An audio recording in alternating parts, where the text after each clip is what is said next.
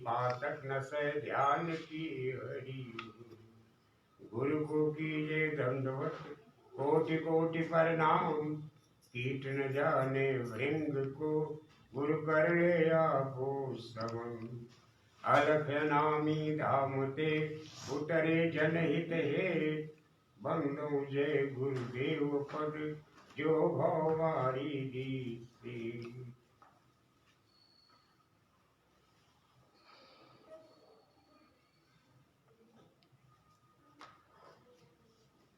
स्मृति सर्वत्र विराजमान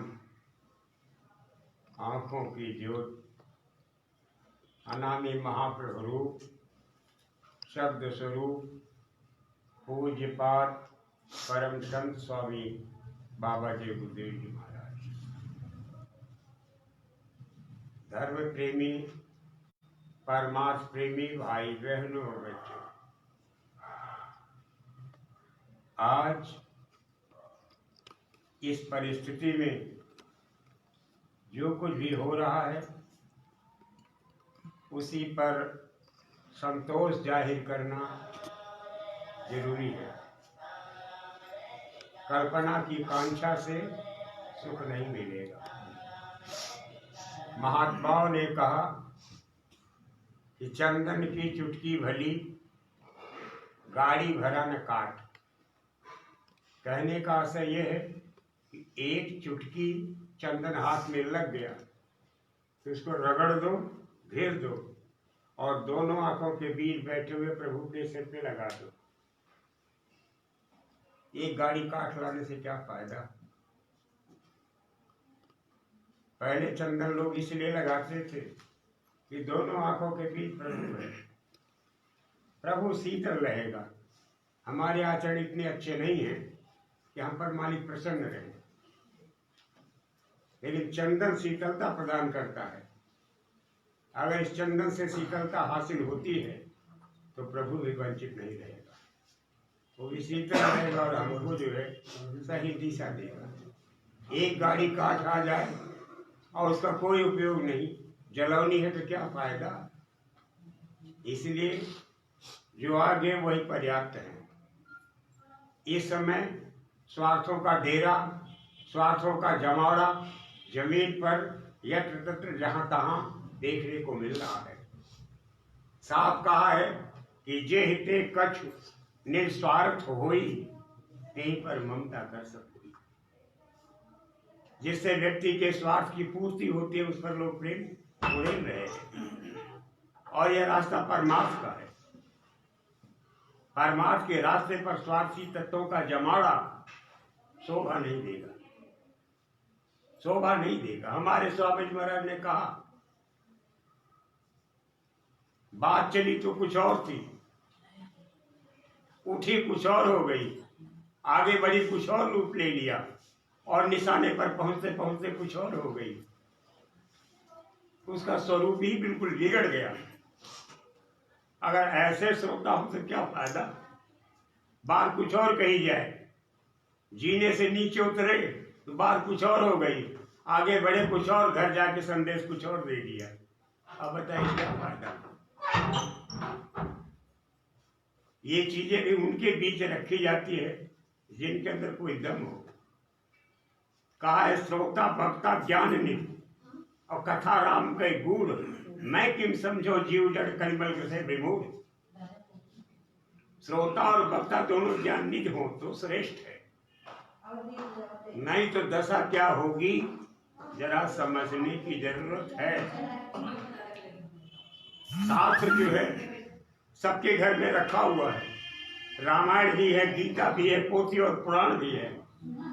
शास्त्र को ज्ञानी नहीं माना जाएगा, शास्त्र को ज्ञान नहीं कहा जाता। कानून की किताब आपने अपने घर में रख ली, आप वकील नहीं कहलाओगे, न किसी मुकदमे पर बहस कर सकोगे। जब आप उसको अमली जामा दोगे, अपने ऊपर उतारोगे, ज्ञान अपने अंदर में प्रकट होता, बाहर नहीं। रामायण गीता घर घर में है, लेकिन ज्ञान नहीं, और नहीं तो टकराव को कोई टाल नहीं सकता है। इसलिए भाई बहनों, बहुत ही होशियारी के साथ, सावधानी के साथ विवेक के साथ काम लेने देने की जरूरत है। काम लो भी और काम में आओ भी। काम खुद करके दिखाओ, दो, तब तो संबंधों में प्रगाढ़ता रहेगी, अन्यथा टकराव निश्चित रूप से है। इसलिए सावधानी निहायत जरूरी है। महात्मा कहते हैं, जे ज्ञानिन करचित अपहरई, बरियाई विमोह बस करी, जे बहुबार नचावा मोही, सोई विहंग पर व्यापी तोही। जो बड़े बड़े ज्ञानियों के चित्त का अपहरण कर लेती है। ज्ञानी उसको कहते हैं जिन्होंने अपने ऊपर उतार लिया। ये नहीं कि रामायण गीता पढ़ने वाले और जगह जगह सत्संग सुनाने वाले, व्याख्यान देने वाले, उपदेश करने वाले, उनकी कोई गिनती ही नहीं, उनकी कोई अहमियत ही नहीं, उनका कोई स्थान ही नहीं, उनका कोई चरित्र ही नहीं। ज्ञानी उसको कहते हैं जे जाने जग जाए हेराई, जागे यथा स्वप्न भ्रम जाई। जिसके जान लेने पर ये संसार का अस्तित्व, ये मोह और ममता और तमाम तरह का टकराव और हिंसा का रास्ता, इसे वो दूर हो गए और जाग गए और जग करके अपना परमार्थ देखने लगे, उसको कहते हैं ज्ञानी। ऐसे चेतना को प्राप्त ज्ञानियों के चित्त का हरण करने वाली किसको कहते हैं? माया। उसको कहते हैं माया। जे ज्ञानी कर चिता पा रही और बड़ी आई विमोह बस करी। जबरदस्ती जबरन जो आपका प्रेम था, अपने गुरु से, अपने पितृ से, अपने बुजुर्गों से, इनसे उनसे विमोह कर दिया। एक तो आपका ज्ञान ही, आपका प्रेम ही किसी काम का नहीं था, आपके अंदर मोह था। महात्मा महापुरुषों से मोह नहीं किया जाता है। वो इंसान नहीं है, वो परम प्रभु के रूप होते हैं, मालिक के रूप होते हैं। और हमारे अंदर, हमारे प्रेम में मोह था कि स्वामी महाराज ऐसे हैं, स्वामी महाराज वैसे हैं, स्वामी महाराज ने ये किया और वो किया। ये मोह युक्त, मोह जनित संदेश है। इसमें न प्रेम है और ना ही विशुद्ध ज्ञान है, और ना ही ऐसे मोह जनित प्रेम से किसी को आप ज्ञानी बना सकते हो।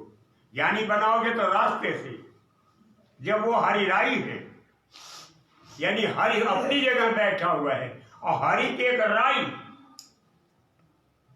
हरि अपनी जगह, हरि का राई। लेकिन अगर वो राई नसीब में नहीं आया तो हरि आपके नसीब में मिलने वाला नहीं है। उस राई का इतना महत्व है, अगर राई जमीन पर मिल गया तो मालिक ऊपर मिलेगा, नहीं तो नहीं मिलेगा। आप कितना बड़े ज्ञानी हो और कितना बड़े तत्वदर्शी हो, यह आपके नसीब में नहीं है। हमारे दादा गुरु महाराज ने एक किस्सा सुनाया कि जाट कहे सुन जाटनी, इसी गांव में रहना है, और ऊंट बिलैया ले गई हाजी हाजी कहना है। इसका अर्थ होता है कि आत्माओं का स्वामी अपनी सूरतों से कह रहा है, जाट कहे सुन जाटनी, इसी गांव में रहना है, जिस गांव में आप रह रहे हो, अंत तो गत्वा इसी गांव में रहना है। अब ऊंट बिलैया ले गई हाजी हाजी कहना है। अगर कोई खबर दे दे कि एक बिल्ली ऊंट को लेकर भाग गई, तो कहना कि बात सही है, बात सही है। ऊंट क्या है? हम आप हैं, और बिल्ली क्या है? माया है। ऐसे पीठ पर लादा लेके चल दी, हमारा आपका ज्ञान थोड़ा से उड़ जाएगा। ये जुबानी गप और जुबानी जो है आपका कर्तव्य और कौशल, ये काम आने वाला नहीं है। इसलिए महात्मा महापुरुष कहते हैं कि अमली जामा दो, ज्ञान के रास्ते पर आप आगे बढ़ो, आपके अंदर सोया विवेक जाग जाएगा, सूरत जाग जाएगी, शब्द सुनाई देने लगेगा और ये सूरत धीरे से निकल चलेगी। लेकिन जब आपने ये सब नहीं किया तो 25 साल पुराने सत्संगियों किस काम के, किस काम के? अब यह है कि माया नहीं ले गई, लेकिन नहीं ले गए फिर भी तो फंसे हो। फिर भी फंसे हो, फिर मनुष्य शरीर मिल जाएगा, फिर गुरु मिलेंगे, फिर नामदान मिलेगा, लेकिन फिर भी तो फंसे हो। ये है माया। इसी को कहते हैं समागम। यानी ज्ञान का समागम यही है कि ज्ञान समान रूप से आता है और चला जाता है, इसी को समागम कहते हैं। ज्ञान समागम प्रेम सुख दया भक्ति विश्वास, ये गुरु की दया कृपा से मिलता है। तो ज्ञान आया और फिर चला गया। बड़ी आई भी मोह बस करेगी, मोह से मुक्त कर दिया, प्रेम जो था वो भी खत्म हो गया। जे बहुबार नचावा मोही सोई विहंग पर व्यापी हुई। नारद जी कह रहे हैं। नारद जी मामूली नहीं, जिनके पास न अपनी धर्मपत्नी और न बच्चा बच्ची, न घर मकान, न महल और असबाब, और ना ही किसी तरह का बंधन, निर्बंध होकर के जो 24 घंटे लगातार मालिक के गुण को गाते हुए फिरना, ऐसे नारद जी के ज्ञान को हर लिया। तो जब उनके ज्ञान को हर सकती है माया, तो हम आप क्या है? सोचने की बात यह है। प्रेमी भाई बहनों, मैं आपसे अनुरोध करूंगा कि पहली बात तो ये कि हमारे गुरु महाराज हैं कौन, आप खोज कहाँ रहे हो और खोजना कहाँ चाहिए, इन विषयों पर विवेक के साथ अगर आप विचार नहीं करेंगे तो गाने बजाने से कुछ मिलने वाला नहीं है। बैठा भारत में और खोज रहे हो अमेरिका में, कैसे मिलेगा? पूरा जीवन गुजार दो, चाहे वहां के लोग हो चाहे बाहर के लोग पहुंच के गुजार दे, जब भारत में आएंगे तब उन्हें मिलेगा, मिलने वाला नहीं। सीधे दादा गुरु महाराज ने कहा, हमारे गुरु महाराज के गुरु महाराज का खोज री पिया को निज घट में। अगर खोजना है तो अपने पिया को अपने घट में खोजो, और पिया आप मानने को तैयार नहीं। आप अपने पिया को मानने के लिए तैयार नहीं हो। अगर पिया मानते तो फिर पिया की तलाश में निकलते नहीं। देवी विधवा हो जाती है लेकिन कहीं तलाश में जाती नहीं है, कब मैं चलूं और कोई बर ढूंढ लूं और उसको अपना सिर सौंप दूं। स्वामी जी महाराज ने कहा, पहली बात तो गुरु किसी को करना नहीं चाहिए और मन देना नहीं चाहिए। अगर गुरु कर लिया और दिल दे दिया, फिर उसके आदेश का पालन करना अनिवार्य है। पूरे आदेश का पालन करना होगा। और अगर आपने पूर्ण गुरु को छोड़ दिया, किसी और गुरु को गुरु बना लिया, तो ये समझ लो आपकी आत्मा का कल्याण होने से रहा और कभी पूरा गुरु मिलने वाला नहीं। पूरे गुरु को छोड़ करके अगर आप कहीं भटकोगे तो पूरा गुरु मिलने वाला नहीं।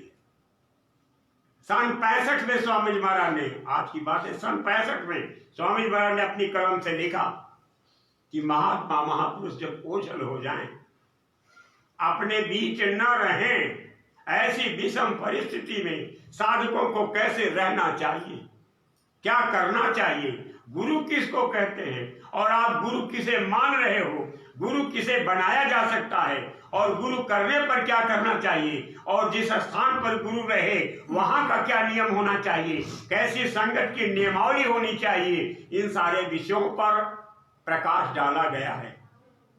मैं क्यों आया? रोज आप रामायण गीता पढ़ते हो और एक से एक ज्ञानी हो और भक्ति मुक्ति की बात कर रहे हो, आप इनसे कहते हो वो उनसे कहते हो, इतना ज्ञान तो आपके अंदर पर्याप्त है, फिर उसी को सुनाने में आया हूं। कोई गुरु बन करके आपके बीच आएगा? भाई जब एक आ चुके और उनको आपने कबूल कर लिया तो दूसरा कोई गुरु बनने आएगा आपके बीच? आएगा तो संदेश लेकर के आएगा कि हाँ हम अपने गुरु का संदेश लेके आए हुए, उसे आप सुन लो, मानो या मत मानो, या आपके विवेक पर निर्भर करता है, लेकिन सुन लो। अरे भाई बहनों, अभी सत्संग समाप्त होने के बाद वो कागज भी आपको पकड़ा दिया जाएगा। आप मानो या मत मानो, आपकी बात है। और साथ ही साथ हमारे स्वामी जी महाराज ने सन 52 में आजमगढ़ में बैठ करके जो संदेश दिया, जो लिपिबद्ध किया गया, जिसका नामकरण स्वामी जी महाराज ने किया, परमार्थी वचन संग्रह, वो किताब भी लाया हूं।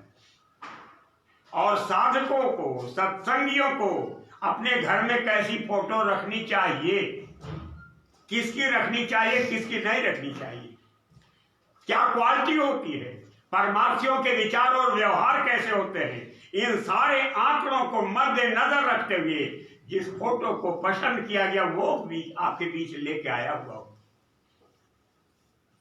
और परमार्थी किसको कहते हैं, परमार्थ में परमार्थ के गुण हैं कि नहीं हैं, ये भी संवेदनशील विषय है।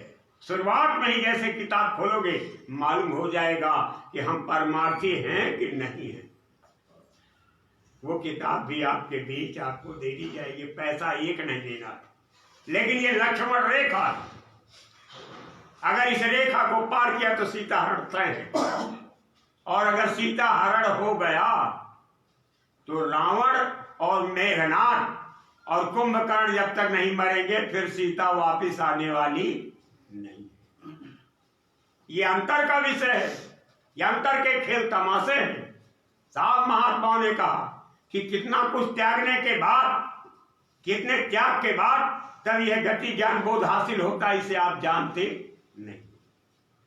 नींद नारी भोजन परिहरई ताके मारे पिया मुर मरई। नींद को जब आप त्याग दोगे, नारी को आप एक किनारे कर दोगे, सामने परसी हुई थाली को आप किनारे कर दोगे, भोजन नहीं करोगे, तब ताके मारे पिया मुर मरई। पिया, पिया किसको मान रखा, अपने मन को। कह भाई हमारा मन जो कहेगा मैं वो करूंगा, बाकी किसी की बात सुनने वाला नहीं। अब आपने अपने मन को गुरु बना लिया, या दूसरे के मन को गुरु बना लिया, या गुरु की तलाश में टहलने लगे, बोलिए बुद्धि भ्रमित हो गई। अब जब बुद्धि भ्रमित हो गई तो ऐसी भ्रमित बुद्धि को कौन समझाएगा।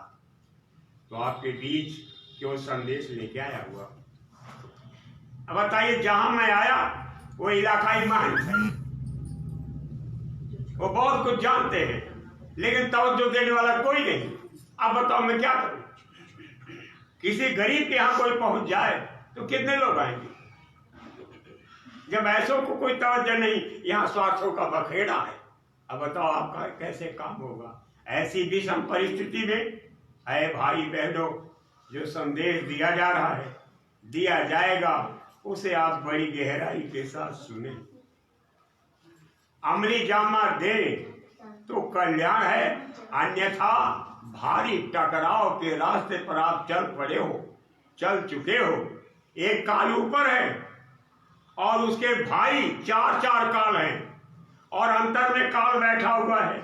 आद्या महाशक्ति यानी माया अंतर में बैठी हुई है, और मन बुद्धि चित्त अहंकार को लूटने वाले उस पर तत्व अलग विराजमान है। आप कैसे बचोगे और क्या होगा, ये बड़ा संवेदनशील विषय है। मेरी आप सबसे प्रार्थना है, आप एक एक शब्द बड़ी गहराई के साथ, विवेक के साथ सुने, और कहने सुनने में जल्दी जल्दी में अगर कोई गलती हो जाए तो आप सब क्षमा करना। मैं आपका गुरु भाई, कोई महात्मा बनकर के आपके बीच नहीं आया हूं। आप एक एक शब्द बड़े गौर के साथ सुने। जय गुरुदेव। महात्मा महापुरुष की अनिवार्यता ये सनातन खोज है। आज ही नहीं, जुगान जुग से ये परंपरा चलती चली आ रही है। चाहे लोक विद्या हो या परलोक विद्या हो, बगैर गुरु के ज्ञान नहीं होगा। अनिवार्य आवश्यकता है, इस आवश्यकता को नजरअंदाज नहीं किया जा सकता। सत्य के इस स्वरूप को झुठलाया नहीं जा सकता। जब लोक विद्या हासिल करने के लिए कितनी तन्मयता के साथ, कितनी श्रद्धा, कितने प्रेम और विश्वास के साथ समर्पित होकर के अपने को न्यौछावर करके लोक की विद्या हासिल करते हो, तो परलोक के लिए तो समझ लो, आप समझ लो। मोटी बात कहते हैं कि संसार समझ में नहीं आ रहा है। ये जमीन समझ में नहीं आती, आसमान समझ में नहीं आता, सूरज चांद तारे समझ में नहीं आते, सागर समझ में नहीं आता, और कहते हैं हम ज्ञानी हैं। ज्ञानी किस बात के? अभी अगर पूछ दिया जाए कि ये सागर कितना गहरा है, इस सागर के अंदर कैसे कैसे खेल तमाशे हो रहे हैं, तो नहीं मालूम। अब तो थोड़ा सा विज्ञान ऊंचा हुआ, लोगों ने बता दिया 2525 किलोमीटर या 2525 मीटर, या पता कर लो इतना गहरा है। और कितनी दूर तक गहरा, जरा अंदाजा लगाओ। 2/3 सागर है, उसमें कितने जीव भ्रमित हैं, एक दूसरे को मार काट के खा रहे हैं। सोचो कितना खेल हो रहा है, जरा ये सोचो। और ये आसमान जो आप देख रहे हो, एक सौर मंडल, यहां से सूरज 425 लाख किलोमीटर दूर है। 1 किलोमीटर कितना लंबा चौड़ा होता है? 1 लाख किलोमीटर कितना लंबा चौड़ा होगा? 425 लाख किलोमीटर दूरी पर यह सूरज स्थित है, जहां से अपनी आभा हम तक पहुंचा रहा है। उसमें कितनी तपिश है, कितना प्रकाश है, कितना ज्ञान है, वो हम तक पहुंच रहा है। और 425 यानी 4,25,000 किलोमीटर, 25,000 किलोमीटर पर चांद है, जहां से कि अपनी आभा बिखेर रहा है। और तारे 9 लाख तारे ये अपनी जगह पर विराजमान है। जो आसमान आप देख रहे हो ये मृत मंडल है,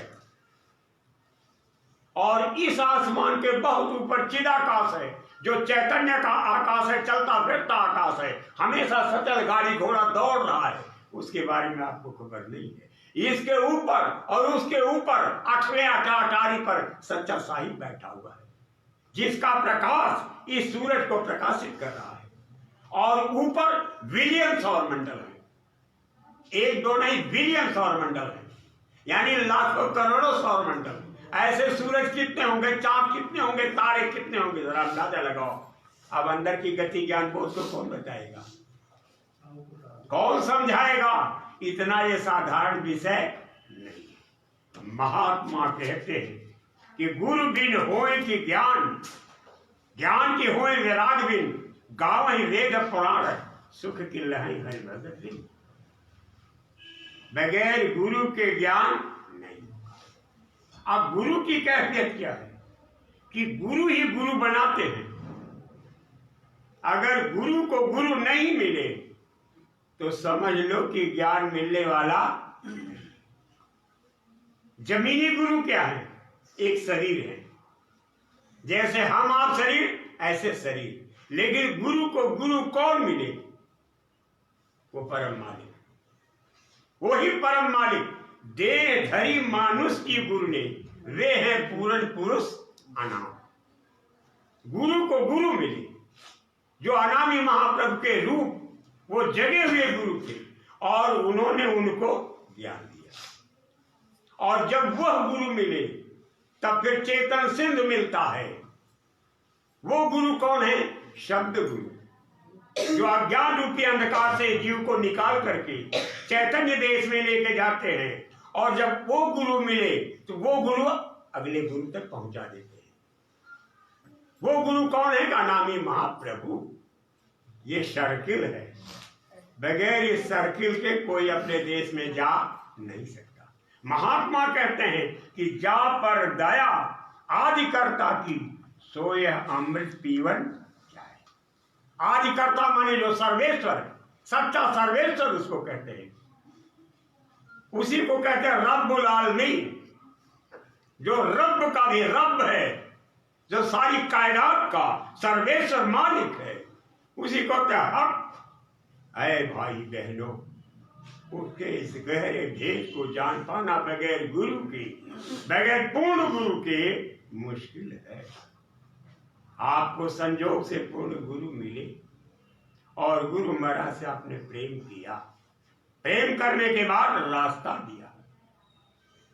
अगर प्रेम न होता तो रास्ता न देते, और रास्ता देने के बाद आप पर मुहर लग गई, लाइसेंस मिल गया कि जाको दर्शन इत है, वाको दर्शन उत। जब यहां जमीन पर दर्शन मिल गया तो आपको वहां दर्शन मिलेगा। अब अगर आपने यकीन खो दिया तो नतीजा क्या होगा? गुरु के वचन प्रतीत न जेहि, सपने सुलभ न सुख सिद्धि देहि। गुरु के वचनों में अगर आपका विश्वास नहीं है तो स्वप्न में भी आप सुख और सिद्धि को प्राप्त नहीं कर सकते। अब बताओ, ये स्वप्न ही है। मोह निशा जग सो निहारा, देखे स्वप्न अनेक प्रकार। मोह रूपी रात्रि में सारा संसार सो रहा है। ये मेरा है, अपना है, वो पराया है, ये अपना मकान है, ये महल है, गाड़ी है, घोड़ा, ये स्वप्न है। इस स्वप्न में भी आपको सुख मिलने वाला नहीं है। अगर सुख पाना चाहते हो तो सत्य दिशा में आप चलो। मोह है और गुरु के वचनों पर पक्का विश्वास करो। गुरु जो कहे सो करो, लेकिन जो गुरु करें सो कभी मत करना। अगर गुरु की करनी की नकल आपने की तो धोखे की बाढ़ में तो आप स्वयं घिर गए, दूसरों को क्या बचाओगे? जब खुद धोखे की बाड़ी में घुसे हुए हो, बाड़ी माने कुंज में, और उसके चारों तरफ कमल के वो है पत्ते हैं, और घेर लेंगे और भौरा आपको नोच के खा जाएगा। भौरा कहते हो काला,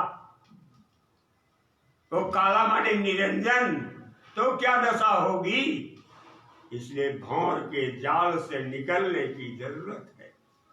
प्रेमी भाई बहनों, इधर उधर मत देखो। हमारे स्वामी जी महाराज ने कहा, दरवाजे पर बैठो, विश्वास करो, इसी जीवन में तेरी आशा पूर्ण कर दी जाएगी, यानी तेरी सूरत को चढ़ा दिया जाएगा।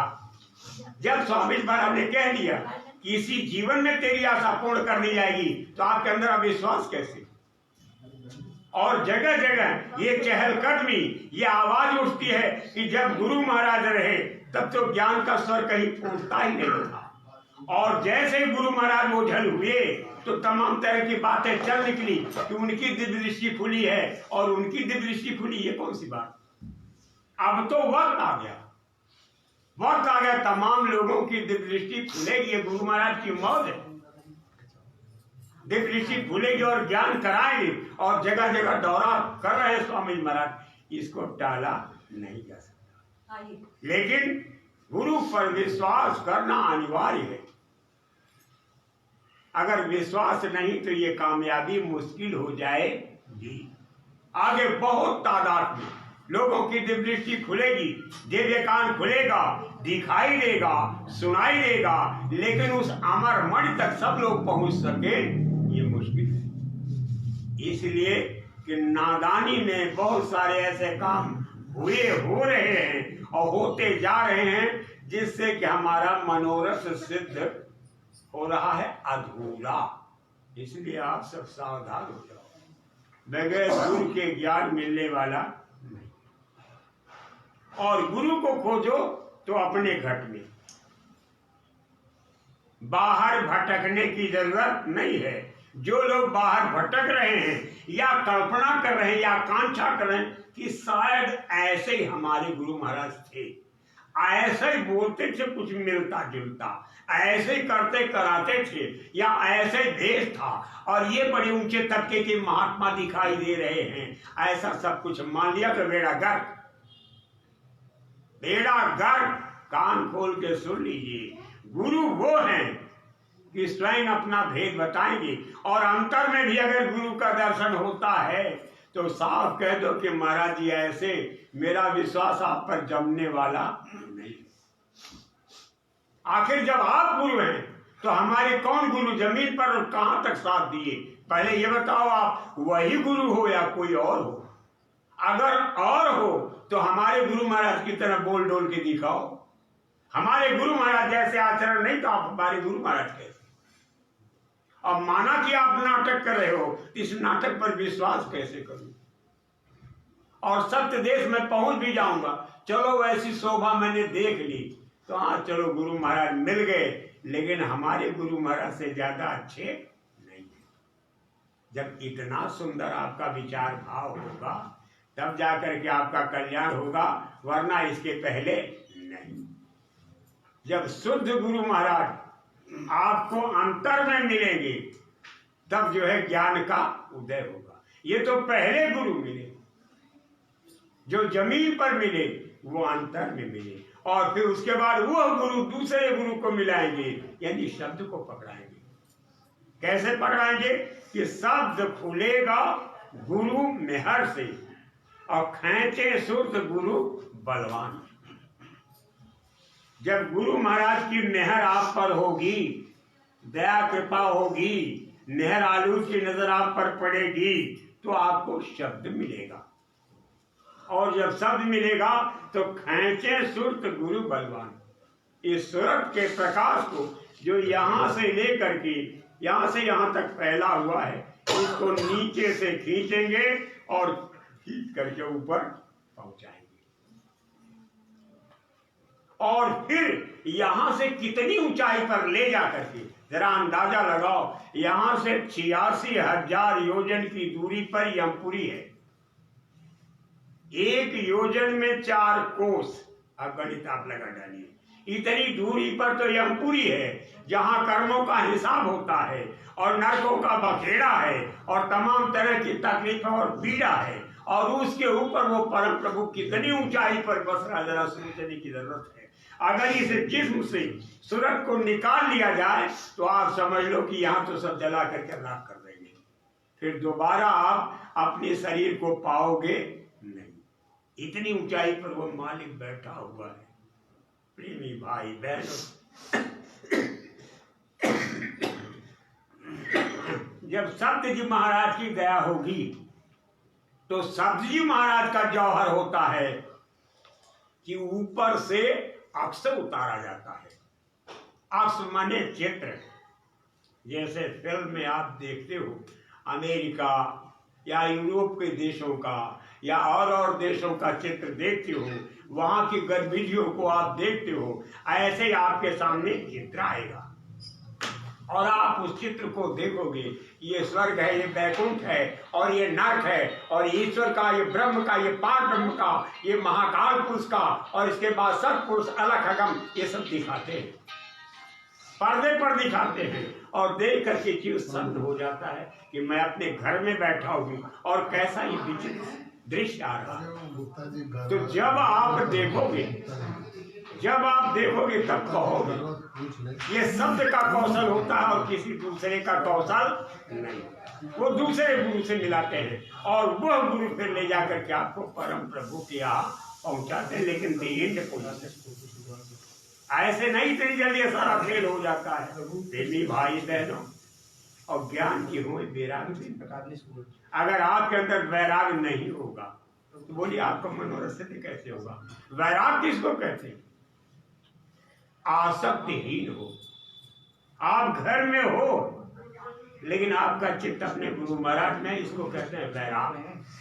आप घर में बैठे हुए हो लेकिन आपका मन अपनी देवी में है और बच्चों में है, तो आपके अंदर वैराग नहीं।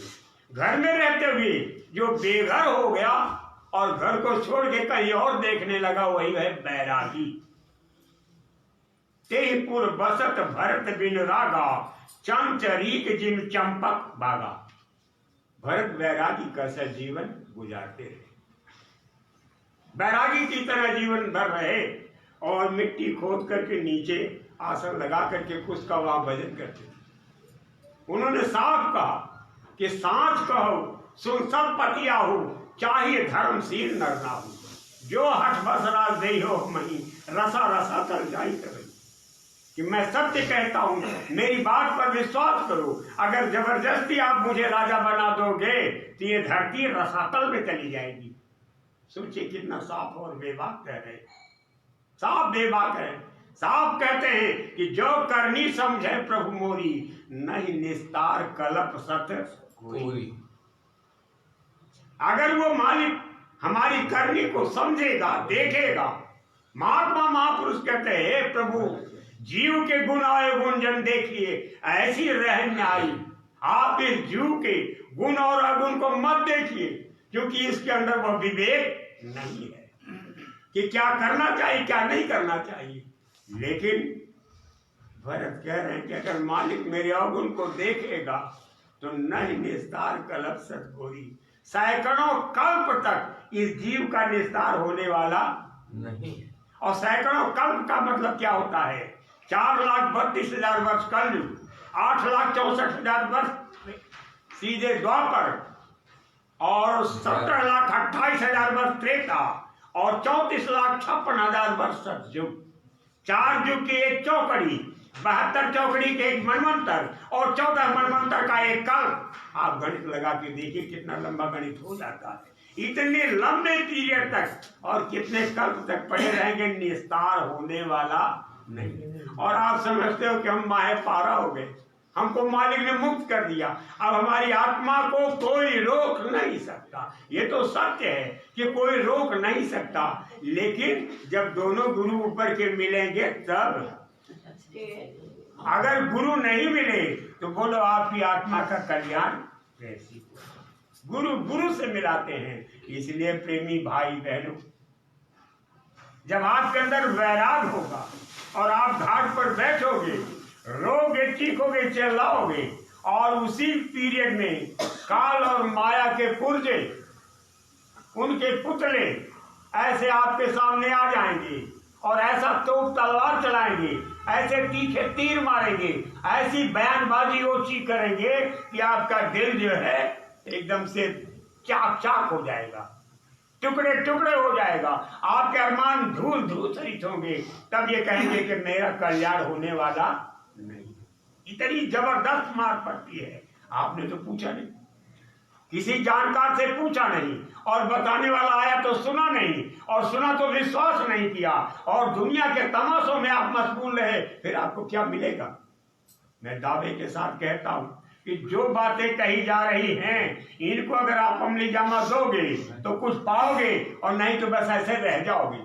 सीधी बात कही जा रही है, कहते हैं वैराग लाओ, और जब वैराग आपके अंदर आ जाएगा तो बजी बधाई हर्ष समाई, भाग चला बैराग, भक्ति भावनी निर्मल करनी खेलत निज कर पाप। तब अंदर में बाजा बजता, बजी बधाई हर्ष समाई, और भाग चला बैराग। ऐसा बाजा, ऐसा अजीबोगरीब दिलक्षण बाजा, स्वामी महाराज का मुतवाती इतनी तेज आवाज आती है कि वर्णन नहीं। जब वो बाजा बजने लगेगा तो आपका वैराग खत्म हो जाएगा। फिर वो जन करोगे और हरदम सोचोगे कि मैं शब्द की कमाई करता रहूं, और मालिक के चरणों में अनुराग हो जाएगा, और फिर आगे की यात्रा पर आप चल पड़ोगे। लेकिन जब तक ऐसा नहीं होगा तब तक उस परम प्रभु को पाना हंसी खेल नहीं है। भाई बहनों, अब आपके बीच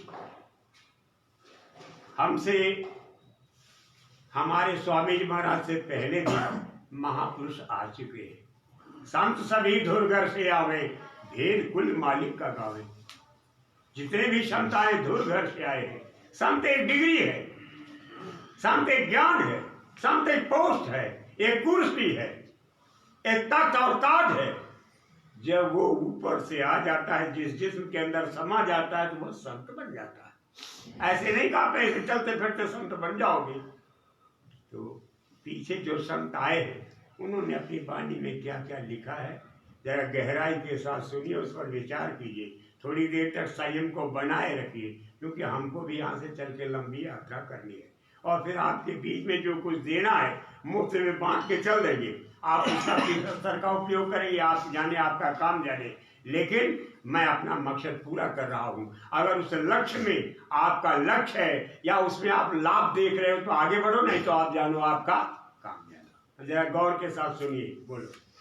जय गुरुदेव, जय गुरुदेव। सतगुरु संत दयाल से कर्म रेख मिट जाए। महात्मा महापुरुष बड़े बेबाक शब्दों में कह रहे हैं कि सतगुरु संत दयाल से। सतगुरु कौन गुरु? जो सबके गुरु हैं। और सब क्या है? नैनम छिंदन्ति शस्त्राणि, नैनम दहर पावकर, न चैनम क्लेजंता को न सोचत मात्र। जिसका कभी विनाश नहीं होता, जो न मारी जा सकती है, न काटी जा सकती है, न जलाई जा सकती है, ना यह अस्तित्व खत्म होता, उसका उसको कहते हैं आत्मा। आत्मा के गुरु। और क्या है सत्य? सीधे कहा भगवान शंकर ने कि कहूं उमा निज अनुभव अपना, सत हरि भजन जगत सब सत्य क्या है?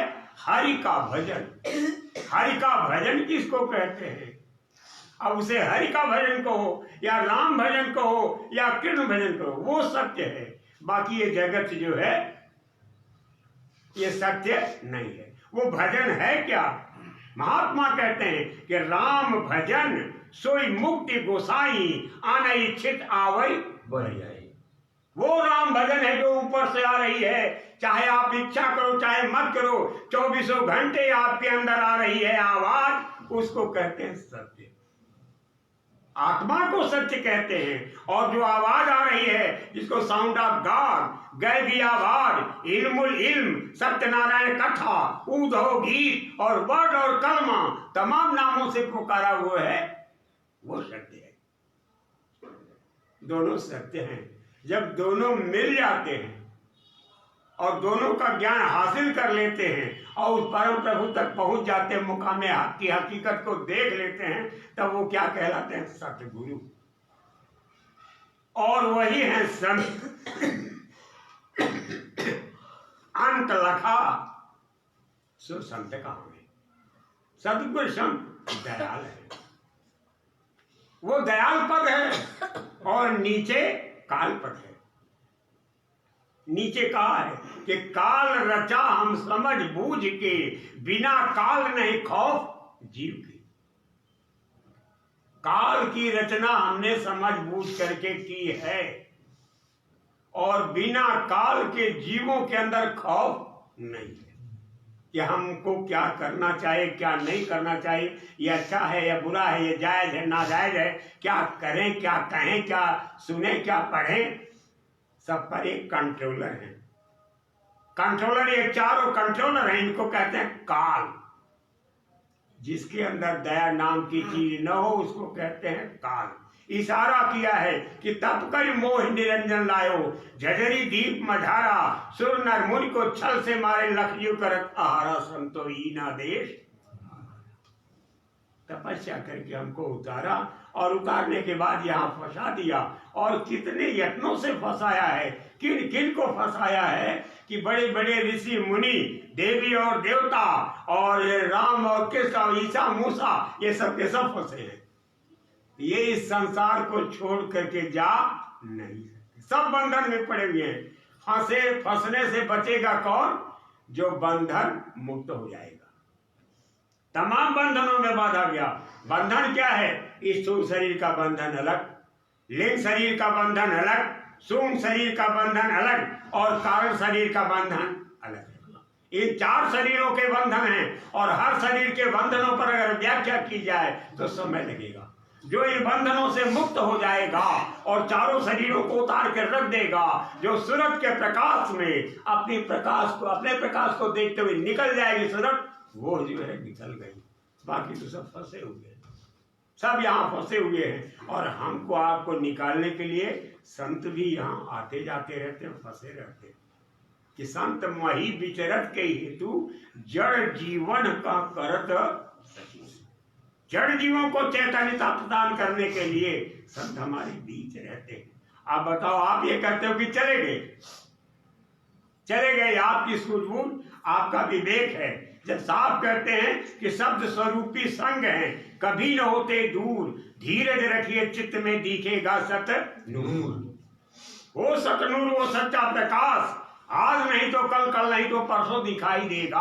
और आप ये कहने लगे चले गए, ये कहने की जरूरत नहीं है। जो लोग ऐसा कह रहे हैं वो अविवेकी हैं, वो मूर्ख हैं, वो सनकी हैं, वो कुछ नहीं जानते।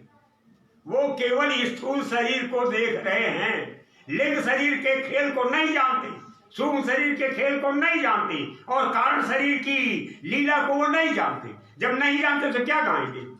बस ये कहेंगे कि चले गए। अरे भाई बहनों, जो तिलमा ही तेल है, जो चकमक में आग, तेरा साहित्य तुझ में जाग सके तो जाग। वही जो है तीसरी आंख को खोलेंगे और तीसरे कान को खोलेंगे और उनके चरणों से झरने वाला रज ये सब काम करेगा। और उनके चरण के रज चिदाकाश से झड़ रहे हैं और आप कहते हो चले गए। तो ये सब ओछी बातें हैं, ओछी मानसिकता को आप ध्यान दें।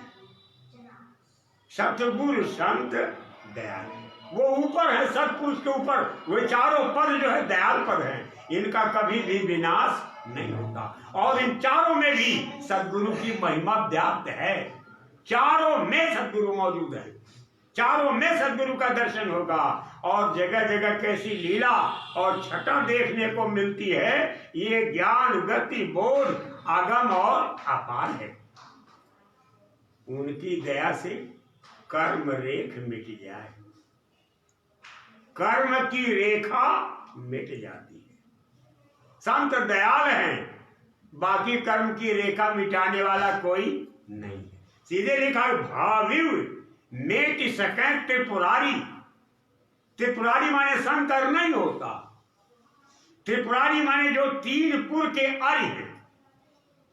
तीन पुर कौन है? पिंड अंड और ब्रह्मांड। तीनों लोकों में सदगुरु को कहते हैं ये आर्य रूप में।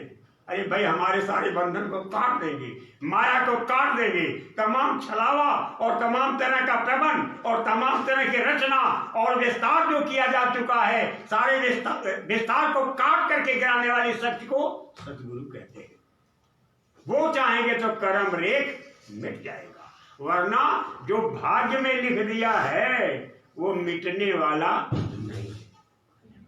सीधे यही वशिष्ठ समझा रहे हैं कि सुनो भरत भावी प्रबल, विलख कहो मुनिनाथ, हानि लाभ जीवन मरण जस अब जस विधि।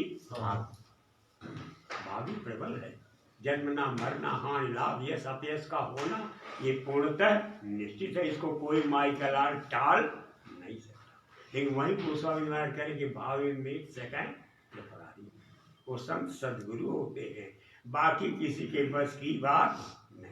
अगर वो चाहेंगे उनकी दया कृपा की मौज हो जाएगी तो कर्म रेख मिटी जाएगा। कर्म की रेखा जो खींची जा चुकी है, जिसे आप देख करके औने पौने में बहुत कुछ कहते हो, उसका प्रभाव मिट जाएगा। वरना कोई दूसरा उपाय, कोई दूसरा विकल्प, कोई और रास्ता नहीं है। बड़े गौर के साथ आप सुनिए। हाँ, तन मन सुरती साच से ज्यों का त्यों रह जा। महात्मा कहते हैं कि अगर आपने प्रेम किया ये सच्चा, कच्चा नहीं, ढुलमुल रुख रवैया अख्तियार नहीं किया। जैसे कुछ लोग पेंडुलम की तरह हिलते रहते हैं, कच्ची गगरी की तरह इधर उधर ढुल के और टूट फूट गए, उनकी ये दशा होती है। तो जिनका रुख और रवैया ढुलमुल होता है, इधर से उधर ढुलक गए, उधर से उधर ढुलक गए, ऐसे लोगों की आत्मा का निबेरा जल्दी नहीं होता। जो स्थिर हो गए, दृढ़ हो गए और गुरु के चरण को पकड़ लिया और जो कील को गह के रह गए, वो बांके और बहादुर होते हैं। सीधे कहा सूर चला संग्राम को, कबो न देवे पीठ, आशिक चरण पीछे फिरे ताको मुख नहीं दीठ। अगर कोई बहादुर इस संग्राम में प्रवेश कर गया तो अब आगे बढ़ेगा तो उसमें उसका मनोरथ सिद्ध हो जाएगा। कबो न देवे पीठ, वो पीछे पीठ नहीं दिखाता।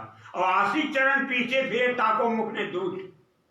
अगर कोई आशिक है, इसके बाद है और उसका चरण आगे बढ़ गया और डर के मारे भाग छूटा, तो कभी भी उसका मुंह मत देखना। महात्मा कहते हैं अब तो जूझे ही बने, मुड़ चाले घर दूर, सिर साहिब को सौंपते सोच न कीजे सूर। अब तो जूझने में ही भलाई है। अपने साहिब को अपना सिर सौंप दो, अहंकार गरूर और गुमान को उतार करके रख दो, चरणों में लग जाओ और जब लग जाओगे तो काम बन जाएगा, वरना कोई दूसरा विकल्प नहीं। इसलिए कहते हैं कि साचो तन से और मन से, शरीर से भी चलो भाई वहां भी चलो, वहां जरा, अरे कहीं भी जाओ आप, लेकिन जो गुरु महाराज आपके अंतर में विराजमान हैं, अंतर माने इन दोनों आंखों के बीच, उनको आप निकाल नहीं सकते। अगर आपने किसी और को बिठाने की कोशिश की, वो सब कुछ देख रहे हैं। यह है बेअदबी। अगर किसी को पुरुष बना ले कोई देवी, उसको क्या कहते हैं? वेश्या। आपकी भक्ति व्यभिचारिणी हो जाएगी। और किसी का अगर आपने पैर छुआ और किसी से भीख मांगी तो आप भक्त कभी भी नहीं कहलाओगे। गोस्वामी जी महाराज ने कहा, एक भरोसो, एक बल, एक आस विश्वास। केवल एक का भरोसा रखो, एक का बल रखो और एक का विश्वास रखो, तब तो आपकी आत्मा का कल्याण हो जाएगा, नहीं तो नहीं। ऐसे आप टहलते रहो, सोचते रहो, खेल के मैदान में खेलते कूदते रहो, लेकिन कोई उपलब्धि मिलने वाली नहीं। कहते हैं कि सच्चा रहो, शरीर से सच्चे रहो और मन से सच्चे रहो।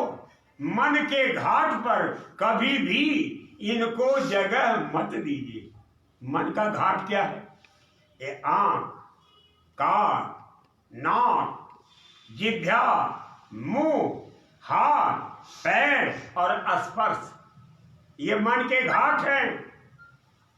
5 कर्मेंद्रिय और 5 ज्ञानेंद्रिय। इन इंद्रियों पर कभी किसी और को जगह मत देना।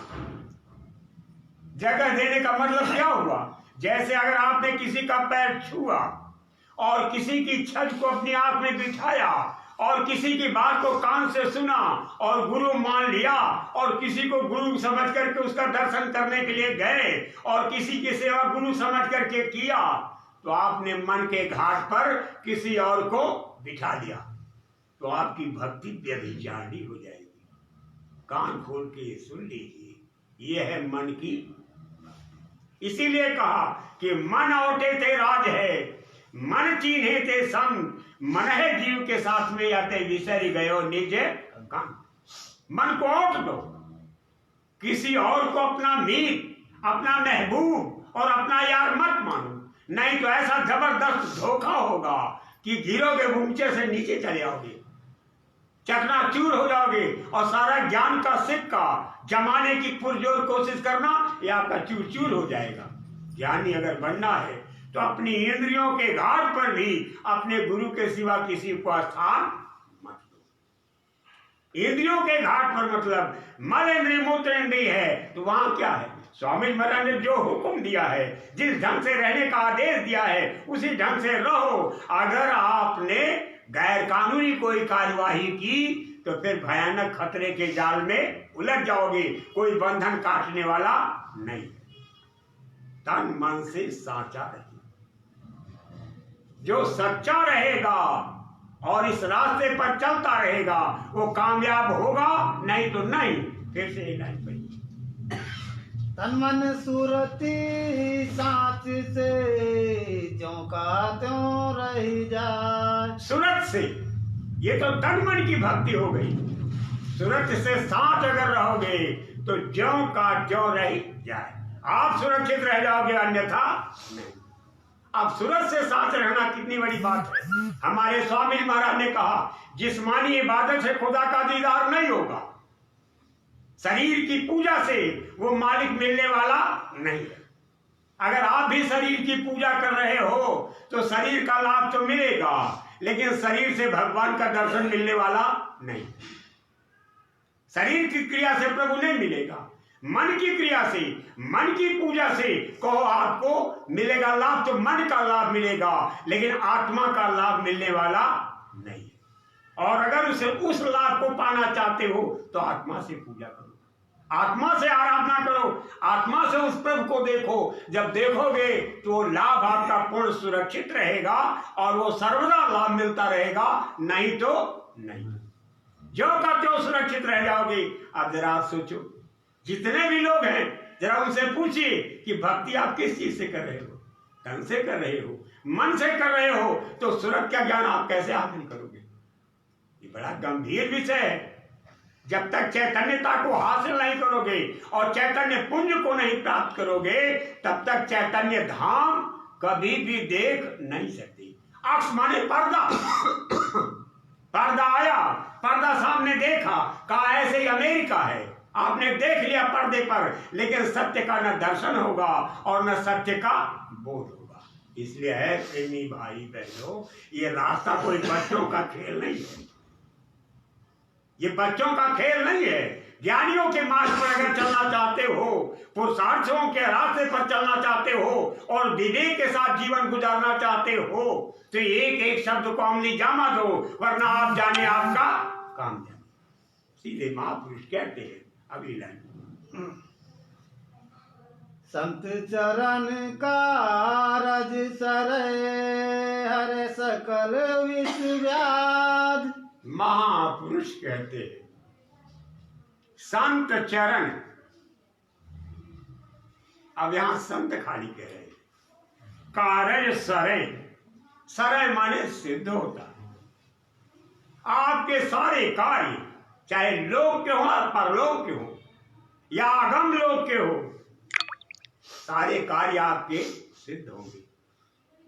33 करोड़ देवता, 9 करोड़ दुर्गा, 10 करोड़ शंभु और वैराट में किसी के तप का वर्णन नहीं किया गया है, लेकिन ये त्रिदेव ब्रह्मा विष्णु और शंकर जिनके बारे में महापुरुषों ने लिखा है, तप बल तेज सृजन विधाता, तप बल विश्व भय परित्राता, तप बल शिव करई संहारा, तप ते नय कछु अगम अपार। तपस्या के बल पर ब्रह्मा विष्णु शंकर अपना काम करते हैं।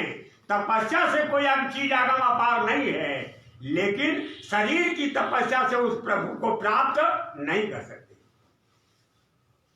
है कोई चीज अगम अपार नहीं। रास्ते पर आप चल पड़े हो, लेकिन शरीर की पूजा से वो मालिक मिलने वाला नहीं है, कतई नहीं मिलेगा। इसलिए प्रेमी भाई बहनों, आपकी तपस्या और संत का सहयोग, आपका कार्य तो सिद्ध हो जाएगा और तमाम तरह की विष से भरी व्याधियों, सारी व्याधियों और जितने भी रोग हैं, सब में जहर है। अगर कुष्ठ रोग शुरू हो जाता तो फैल करके तबाह कर देगा, और अगर आप कंगाल हो गए तबाह कर देगा, स्त्री पागल हो गई तबाह कर देगी, बच्चे जो है बिगड़ गए तबाह कर देंगे, घर मकान ढह गया तबाह हो जाओगे। ये सब विष व्याधि है। समाज में आपकी स्टैंडिंग अच्छी नहीं है, सोशल लाइफ आपकी अच्छी नहीं है, आप कोई ऊंचे पदोहदे पर नहीं हो, गाड़ी घोड़ा आपके पास नहीं है, आपके रिश्तेदार नातेदार निगाह से उतार देंगे। समाज में आपका स्थान नहीं, संसार में आप पतन को प्राप्त करो। ये सब विष व्याधि है। विष व्याधि माने ऐसा रोग जिसमें जहर है, और बराबर दिन रात घूमते रहोगे और चिंता रूपी सर्पणी ढकती रहेगी, और एक दिन आप गिरोगे, धड़ाम से चलोगे। कहाँ गए? 84 लाख योनियों में। बोले मिला क्या? लेकिन संत चरण प्रताप से आपका कार्य भी सिद्ध हो जाएगा, लोक भी मंगलमय होगा और हरे भी से व्याधि। जब कबीर साहब ने लिख दिया कि नार पराई अपनी, भोगे सो नर नर के जाए। पराई हो या अपनी हो, भोगने का मतलब खाली एक ही नहीं है। आंख से अगर देखोगे, उसकी आवाज कान से सुनोगे, और जीभ से बात करोगे, मुंह से उसका दिया खाओगे, और हाथ पैर से सुख हासिल करोगे, तो सो नर नर के जा। ये जहर है, लेकिन इस जहर को काटने वाले कौन होते हैं? सद्गुरु। काट करके रख देते हैं, कहते हैं ये करो, ये मत करो, ऐसा करना चाहिए, ऐसा नहीं करना चाहिए। जो आदेश के पालन में लग जाता है वो कामयाब हो जाता है। गुरु को सिर पर रखिए और चलिए आज्ञा मान का। कबीर दास को 3 लोग डरना है, उसको 3 लोग का डर नहीं, लेकिन गुरु माथे से उतरे नाम भी हुना होए, ताको काल घसीट है रोक सके ना कोई। अगर गुरु को अपने मस्तक से उतार दिया और आप कहने लगे गुरु चले गए, अपने भी सिर से उतारा और औरों के भी सिर से उतार दिया कह करके, नतीजा क्या होगा? ताको काल घसीटी है रोक सके ना कोई। गुरु के सिवा कोई ताकत बचाने वाली नहीं है। इसलिए सावधान हो जाओ, सोते से जाग जाओ, और जो बेहोश है वो होश में आए। और महात्मा बनने का नाटक करने वाले लोगों, केवल नाटक से आप महात्मा नहीं कहलाओगे। अगर सत्य का ज्ञान नहीं, सत्य का बोध नहीं है, सत्य के रास्ते पर चले नहीं, तो ये समझ लो कि आप शब्द के शहंशाह नहीं हो कि जो कहोगे सब सत्य है। आप तो शब्द की कला भी नहीं जानते हो, और मुंह से बेजुबान और बेलगाम पशु की तरह बोलते रहोगे तो नतीजा क्या होगा? ये संगत भटक जाएगी, आप भी भटक जाओगे और अंधों की तरह लोगों को भटका दोगे। इसलिए सावधानी के साथ, विवेक के साथ आगे बढ़ने की जरूरत है। अगर उस अगम अपार देश में जाना चाहते हो, आत्मा की पूजा कैसे की जाती है, मन से पूजा कैसे की जाए, जरा बताओ। कभी किया हो तो बताओ, चेताओ, जगाओ, होश में लाओ, आगे बढ़ाओ। वरना बाबा जय गुरुदेव जी महाराज जिस रौनक के साथ, जिस महिमा के साथ, जिस शक्ति, बल, तेज और विश्वास के साथ खुद बढ़ रहे हैं और अपने तेजियों को बढ़ा रहे हैं, आप बढ़ने दो। बीच में जो है जिम्मेदार मत बनो, भटकाने की कोशिश मत कीजिए। ये प्रार्थना है। प्रेमी भाई बहनों, जल्दी में इसलिए बोल रहा हूं कि मुझको याद रखो, और जल्दी जल्दी में आपको बहुत कुछ बता के जाना चाह रहे हैं। इससे आप जरा गौर के साथ, पूरी तन्मयता के साथ, लगन के साथ, श्रद्धा विश्वास के साथ अगर एक एक शब्द को आप पीते रहोगे, अमली जामा देते रहोगे तो मंगलमय वक्त, अन्यथा सोच से निकाल दीजिए। अमली जामा देना होगा, मैं जल्दी में कह रहा हूं, लेकिन इतना कुछ किताबों में लिख दिया गया है, सूक्त वाक्य की तरह परमार्थी वचन संग्रह मुफ्त में दूंगा और घर घर पहुंचाया जाएगा। वो भी नहीं कोई मैं लेबर का काम नहीं करता, और किसी जगह सत्संग सुनाने जाता हूं तो ये नहीं कि 1000 की नोट लेने आया हो, 500 की नोट हमको दीजिए तब आप संदेश सुनिएगा। इसलिए आया कि गुरु महाराज का मैं संदेश ला। लेकिन आज की जो परंपरा चल पड़ी, बचपन से कितना वक्त बीत गया, कितना संदेश सुनाया गया, कहां कौन देता था? कोई कुछ नहीं। अरे किराया भाड़ा कहीं अपने पास है तो जाओ, नहीं तो जाओ। पहले क्या परंपरा थी, और आज आप नौकर बन गए, वेद विदूषक बन गए। आप तो अपने ज्ञान को लुटाने लगे, बांटने लगे, आप अपनी बाजार लगाने लगे। ऐसे को ज्ञानी नहीं कहते हैं, ऐसे को विवेकी और पारखी नहीं कहते हैं। कभी भी संत मत का ये लक्षण है कि गांठी दाम न बांधई, नहीं नारी से ले, कहें कबीर व दास की हम चरण की खेत। कभी गांठ में दाम नहीं बांधना चाहिए। रुपए पैसा लेकर मत चलो, और रुपए पैसे की वसूली से आपका मनोरथ सिद्ध नहीं होगा, और नई नारी से ले। अब बताओ, बचने की कोशिश करो। भाई बहनों, आप सबने चलते चलाते अगर लोगों ने दे दिया तो गुरु महाराज का पैसा गुरु महाराज के काम में, सीधे काम में लगाया जा रहा है। एक नया पैसा। अब आप ये समझ लो कि मुझको अपनी जरूरत के लिए जो अपने मित्र हैं उनको इशारा करना पड़ता है। ये व्यवस्था में अभाव है। इस तरह की जिंदगी जी करके आपकी सेवा चल रही है। बड़े गौर के साथ समझिए, एक एक शब्द लोगों ने जो पकड़ा दिया है, जितना जिस जिले के लोगों ने कभी दे दिया है उसका कई गुना उस जिले में बांट के जाऊंगा। आपको ये चीजें मुफ्त मुहैया कराई जाएंगी, आप इसको लीजिएगा, और जहां तक जितने भी परिचित हो उनको आप पहुंचाओ। ये लोग पढ़ो, अमली जामा दो। अगर अमली जामा नहीं दिया तो समझ लीजिए शोक का समय आपके सामने आ रहा है, आ रहा है। अगर मालिक की दया हो गई, दिव्य दृष्टि खुल गई, तो ऐसे तीरंदाज आपके सामने आएंगे, ऐसा तीर मारेंगे कि खैंच के मारे बाना, खैंच के माने कि काम तक ऐसे खींचेंगे और ऐसा बाण मारेंगे कि सीना जो है चूक हो जाएगा। ये बच्चों की कथा नहीं है, न खेल खिलंदड़ है। जब हम पाताल है और पाताल के देश हैं, वहां की लीला और चरित्र है, तो आसमान की भी लीला और आसमान का चरित्र है। विज्ञान जितना देख रहा है सो तो गा रहा है, लेकिन जिसकी खबर नहीं उसको क्या गाएगा। इसलिए सूक्ष्म दृष्टि से, आत्मदृष्टि से देखने वाले विषय को ऐसे नहीं देखा जाए। अगर आप देखना चाहते हो तो रास्ते पर चले और बड़े गौर के साथ सुने। वही लाइन फिर पढ़ो। संत चरण का रज सर हर सकल विष व्याधि। वो सारी विष व्याधि को, सारे रोगों के विष को, ऐसे शब्द है कि आदमी बन धरा का भार कंधों पर उठाए, बांट दे जग को न अमृत बूंद अधरों से लगाए। है जरूरत आज ऐसे आदमी की सृष्टि को, फिर विश्व का विश्व सिंधु पी जाए मगर हित पी जाए। ये कैफियत केवल सदगुरु की होती है। उनके अलावा और कोई इस कैफियत से भरा नहीं होता। ये गुरु महाराज की मौज है, ये संसद गुरु दयाल की मौज होती है कि सारी विष के व्याधि को हर लेते हैं, उनके रोग को हर लेते हैं और यही संसार में खेलते खालते और हंसन दिया खेलन दिया पावन दिया, हंसते खेलते और उस मालिक को लोग पा जाते हैं। ऐसा हुआ है, होता रहा, होता रहेगा। है भाई बहनों, इधर उधर स्वामी महाराज ने कहा मैं तुम्हें तो मुझको देखो, तीसरे को देखने की जरूरत नहीं है। अगर तीसरे को देखा तो भटक जाओगे। पूरी गुंजाइश बनी हुई है, जरा सा भी अगट्टा से मस हुए और जरा सा बिजली का साथ लगा तो नतीजा क्या होगा वो आपके सामने आएगा। बोलिए। साधु सूरत चरणन रहे तारे सकल उपाय। महात्मा कहते हैं कि साधु उनको कहते जो चौथे मंडल तक पहुंच चुके, और साधु उसको भी कहते हैं जो साधना के रास्ते पर चल पड़ा है, भले ही अर्ली स्टेज हो लेकिन साध कहते हैं। लिखा है कि साध का खेल है विकट बेड़ा, जति सूर की चाल आगे। साध की लड़ाई बड़ी भयंकर होती है, जति सती सूर की आगे। इनकी लड़ाई कुछ नहीं।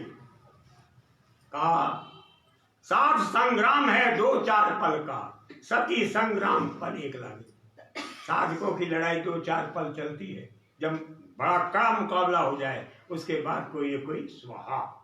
और सती संग्राम पल एक लागे, सती की लड़ाई एक पल के लिए, जरा देर में उसका सती तो खत्म। कहें सूर संग्राम है रैन दिन जूझना, देर पर्यंत का काम भाई। और कहें कबीर टुक बाग ढीली तो मन गगल से जमीन पर आई। बहादुरों की लड़ाई दिन रात की लड़ाई होती है, और जरा सी भी अगर बाग ढीली हुई तो मन गगन से जमीन पर आई। वो भी साध होते हैं लेकिन ऊंची गति के साध होते हैं, वो चौथे स्तर के साध होते हैं। प्रेमी भाई बहनों, बड़ी विकट लड़ाई होती है, अंतर में लड़ाई होती है। ऐसे नहीं, कबीर साहब ने लिखा कि 2 दल सन्मुख आन जुड़े हैं, सूरा लेत लड़ाई, टूक टूक है गिरे अवन पर लौट नहीं वह जाई। गुरु से लगन कठिन है, कठिन लगन है। इस लगन के रास्ते में आप जाने अनजाने में चल पड़े हो, सावधानी विवेक के साथ आप चलते रहोगे तो आपकी आत्मा का कल्याण हो जाएगा। अन्यथा जरा भी चूक हुई तो खतरे से आप बच नहीं सकोगे। महात्मा महापुरुष बड़े प्यार के साथ मीठे शब्दों में समझा रहे हैं। फिर सोइला संत चरण का रज सरे, साधु सूरत चरणन रहे तारे सकल उपाय। साध की सूरत जो होती है गुरु के चरणों में वास करती है, और तारे सकल उपाय, जितने भी उपद्रव हैं उनको टालने की क्षमता उनके अंदर होती है। कोई तकलीफ आ रही, परेशानी आ रही, अपनी भी टाल सकते हैं, औरों की भी टाल सकते हैं, लेकिन ऐसा तभी होगा जब उस मालिक की मौज होगी। जब मालिक की मौज होगी तब ऐसा कुछ होगा, वरना इसके पहले ऐसा होने वाला नहीं है। महात्मा कहते हैं, साधु उसको कहते हैं जो मालिक की रजा में ऐसे 24 घंटे बात करता रहता है और चलता रहता है। कहते हैं भाई देखिए क्या हुक्म है, उसमें झगड़ा भी होता रहता है, समझ में भी नहीं आता कि कौन साध है और किसको साध माने, कौन पूर्ण है कौन अपूर्ण है। ये तो बहुत दिनों बाद जब ये राज उभर करके आता है तो मालिक का एक रूप थोथा भर करके सामने आता, कहा देखो ये है, इसको मानना चाहिए। तो तुमने माना नहीं तो तुम जानो तुम्हारा काम है। हमारा मानता कैसे, मानता मैं कैसे? जब सत्य स्वरूप का दर्शन होता तो मानता, लेकिन मानू तो कैसे मानू? प्रेमी भाई बहनों, वो एक गुरु को मानता है और अपने गुरु के चरणों में बिठाए रखता है। सीधे लिखा कि गुरु चरण कमल हरिराई, बंदो गुरु पर कमल। गुरु के चरण कमल की वंदना करता हूँ कि गुरु पद रज मृद मंजुल अंजन, नयन अभी दोष विभंजन, तेहि कर विमल विवेक विलोचन, वर्णव राम चरि भव। गुरु के चरण रज की वंदना करता है और उस वंदना के जरिए आगे बढ़ता है, उसके सिवा उसके पास दूसरा विकल्प नहीं है। वो ऐसे कामयाब होता है और कामयाब होकर के परम लक्ष्य को प्राप्त कर लेता है, फिर उसका बाद जगत में बसता है। वो साध कहलाता है, सिद्ध कहलाता है, सुजान कहलाता है, संत और सद्गुरु तक बन जाता है। लेकिन ऐसे रास्ते पर चलने के लिए पूरी सावधानी और पूरे विवेक के साथ आपको आगे बढ़ना है। आगे बढ़ते रहोगे तो लक्ष्य को प्राप्त करते रहोगे। आप हिंदू हो, मुसलमान हो, सिख हो, ईसाई हो, बौद्ध हो, पारसी हो, जैनी हो, किसी भी जात का हो, मजहब के हो, अगर आपको सदगुरु मिल गए, रास्ते पर चल पड़े तो जीते जी आप प्राप्त करोगे। अन्यथा बाद मौत, फिर शरीर आपको लेनी पड़ेगी और फिर गुरु की तलाश करनी पड़ेगी और फिर चलना पड़ेगा। ये क्रम निरंतर चलता रहा और चलता रहेगा। बड़े गौर के साथ समझें। सिंधु अथाह न था कहीं मिलन वाकन। महात्मा कहते हैं कि सिंधु अथाह है। सिंध माने जो आप देख रहे हो, इसी को भवसागर कहते हैं। साफ लिखा, सज्जुग सब योगी विज्ञानी करि हरि ध्यान तरहि भाव पुरानी। सतयुग में सारे लोग योगी और विज्ञानी थे, हरि का ध्यान करके पार हो जाते थे, लेकिन भवसागर पार होते थे, ऊपर के नहीं।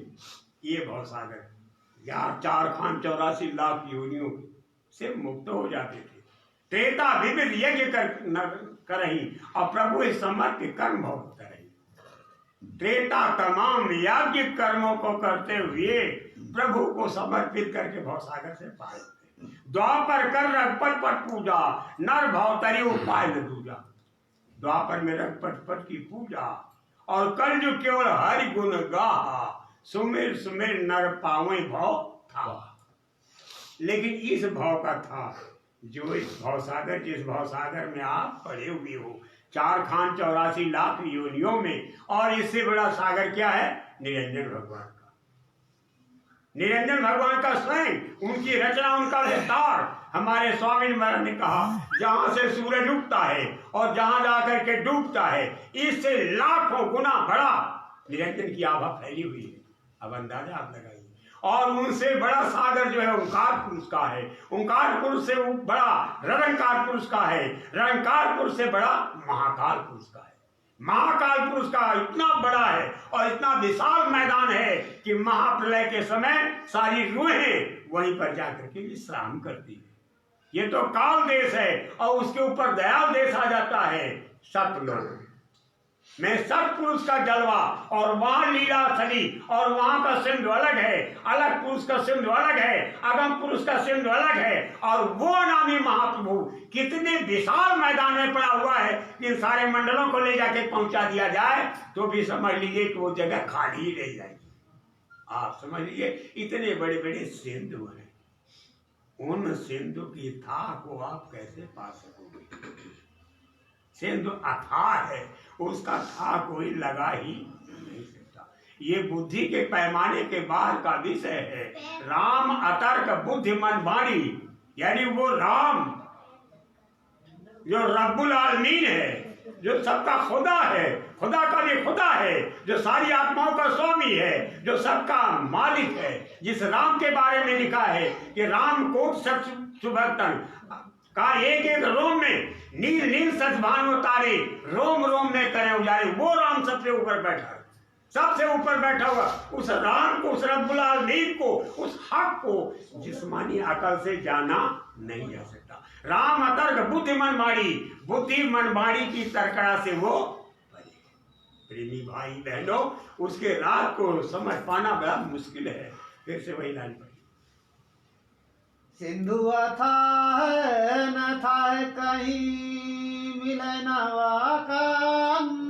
उसका अंत आप नहीं देख सकते, उसका कोई वार पार नहीं है, उसकी कोई सीमा नहीं है। वो आगाह है, अपार है, असीम है। चलते जाओ, चढ़ते जाओ, लेकिन उसका था नहीं लगा सकते हो।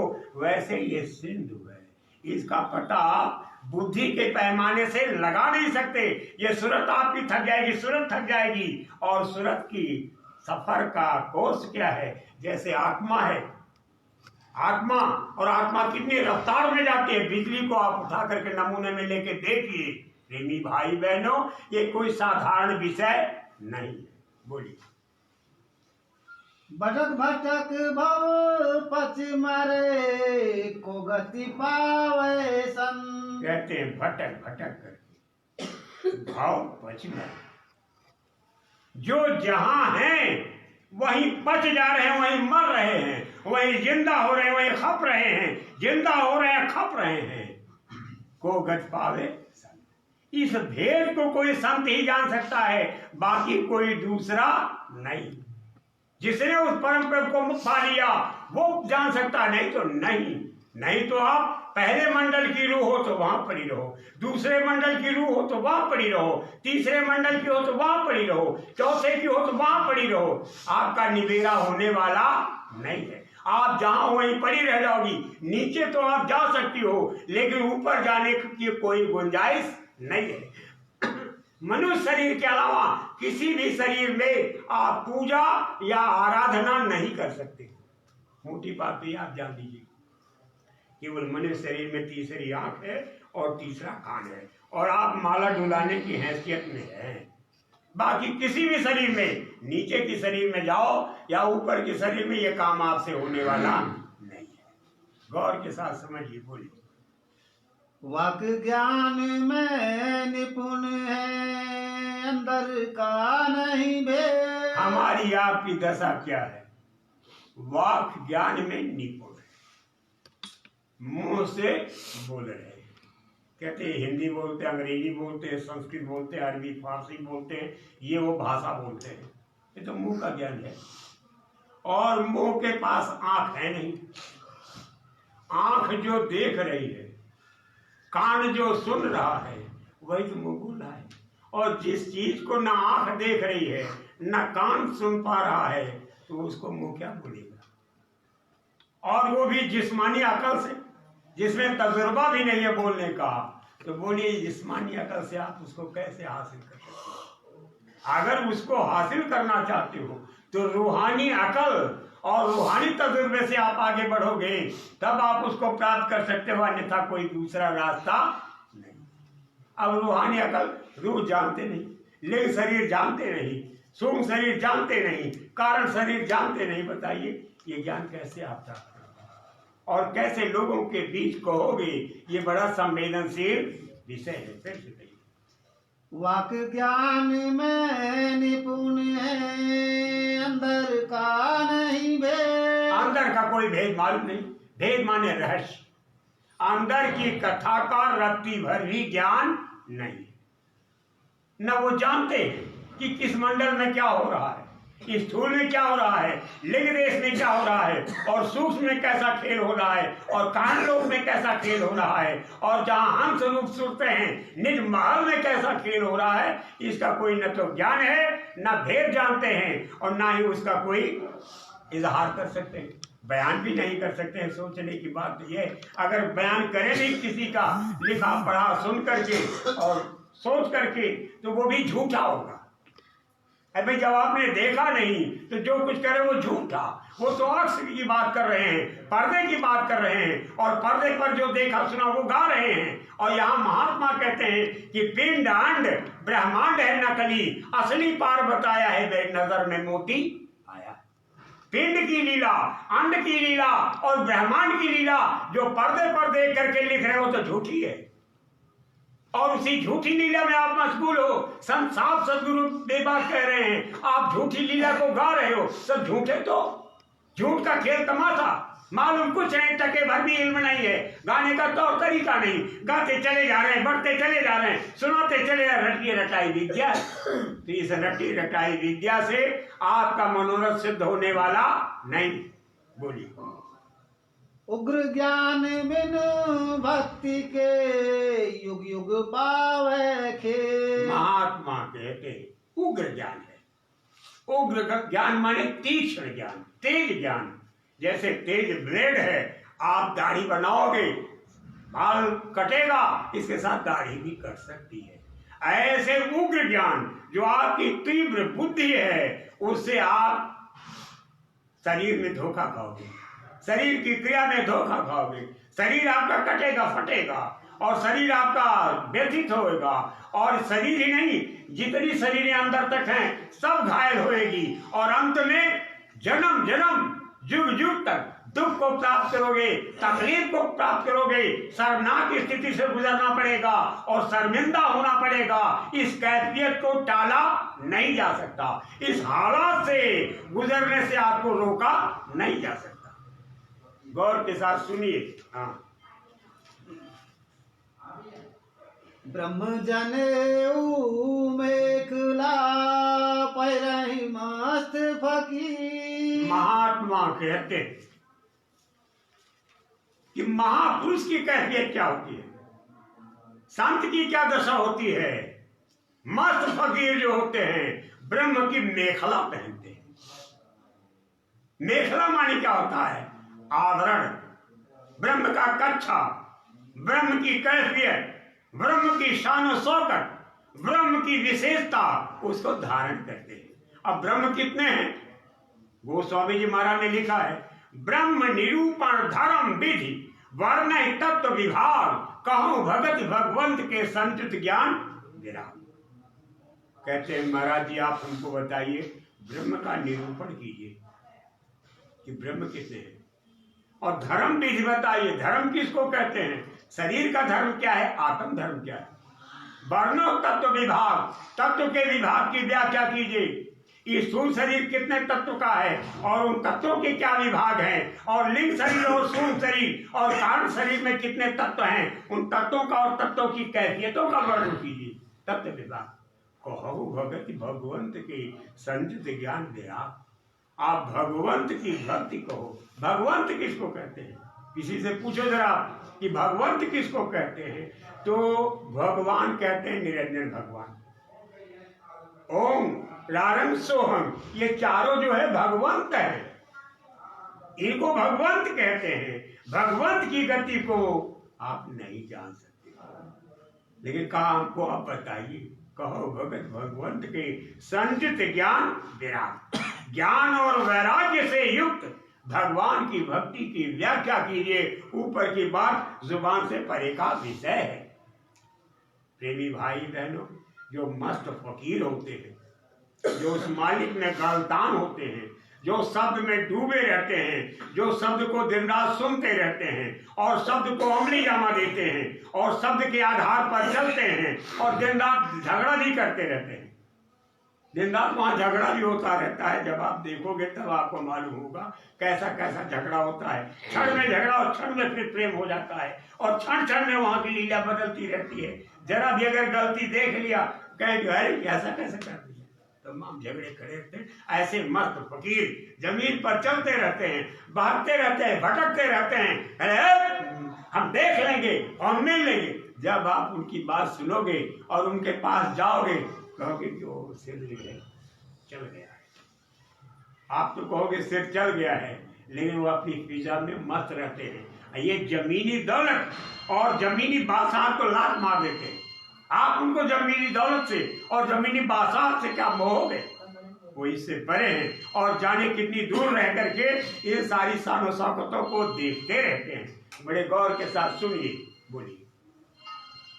अगम ज्ञान गुदरा लिया, झांको सकल शरीर। महात्मा महापुरुष कहते हैं आगम ज्ञान, जहां के हमारा गमन नहीं है, उस देश का ज्ञान गुजरा। गुजरा माने जो कुछ कपड़ा है वही कपड़ा ही गुजरा उनका बना हुआ। अगम देश का ज्ञान गुजरा। ढांको अपने शरीर को ढाक करके उसी ज्ञान गुजर में, उसी ज्ञान में मस्त रहते हैं, चलते रहते हैं। दुनिया से कोई मतलब, कोई लेना देना नहीं रहता। प्रेमी भाई बहनों, इस रास्ते से जो लोग गुजरे हैं, जरा उनके पास आप जाइएगा और पहुंचिएगा, भेद पूछिएगा तो बोध के रास्ते पर चल पाइएगा, वरना नहीं तो नहीं। अगर आप पूछोगे नहीं, जानोगे नहीं, तो एक रत्ती भी चल पाना मुश्किल सिद्ध होगा। ये बातें बड़े गौर के साथ अपने दिल दिमाग में रख लीजिए। हाँ, एक धागा नाम का सब घट मनिया। महात्मा महापुरुष कहते हैं एक ही धागा, एक ही धागा नाम का, और सब में सब घट मनिया माल। जैसे माला पिरोई जाती है तो एक दाने के बाद फिर गांठ लगा दिया, फिर एक दाने के बाद गांठ, फिर एक दाने के बाद गांठ, ऐसे ही गांठ फूटती और फूट जुड़ जाती है। सब यहाँ मनिया, माला की मनिया की तरह यहाँ जमीन पर पड़े हुए हैं। कभी वो उधर लग रहे हैं, उधर लग रहे हैं, ऐसे ही ये संसार का चक्र चलता रहा और चलता रहेगा। मनिये के माले की तरह यही सब फंसे हुए हैं, ये निकल के जा नहीं सकते।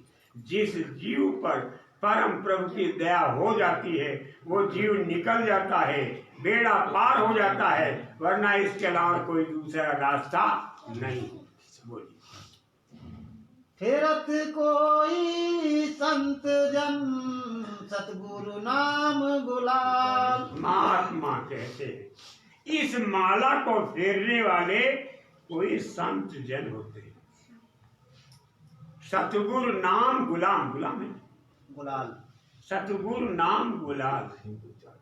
सतगुरु की दया मेहर से नाम के गुलाल, यानी नाम की अबीर, नाम की रहमत, नाम की दया मेहर की छाव में कोई सतगुरु का लाल संत सुजान इस नाम की माला को फेर सकता है, वरना नहीं।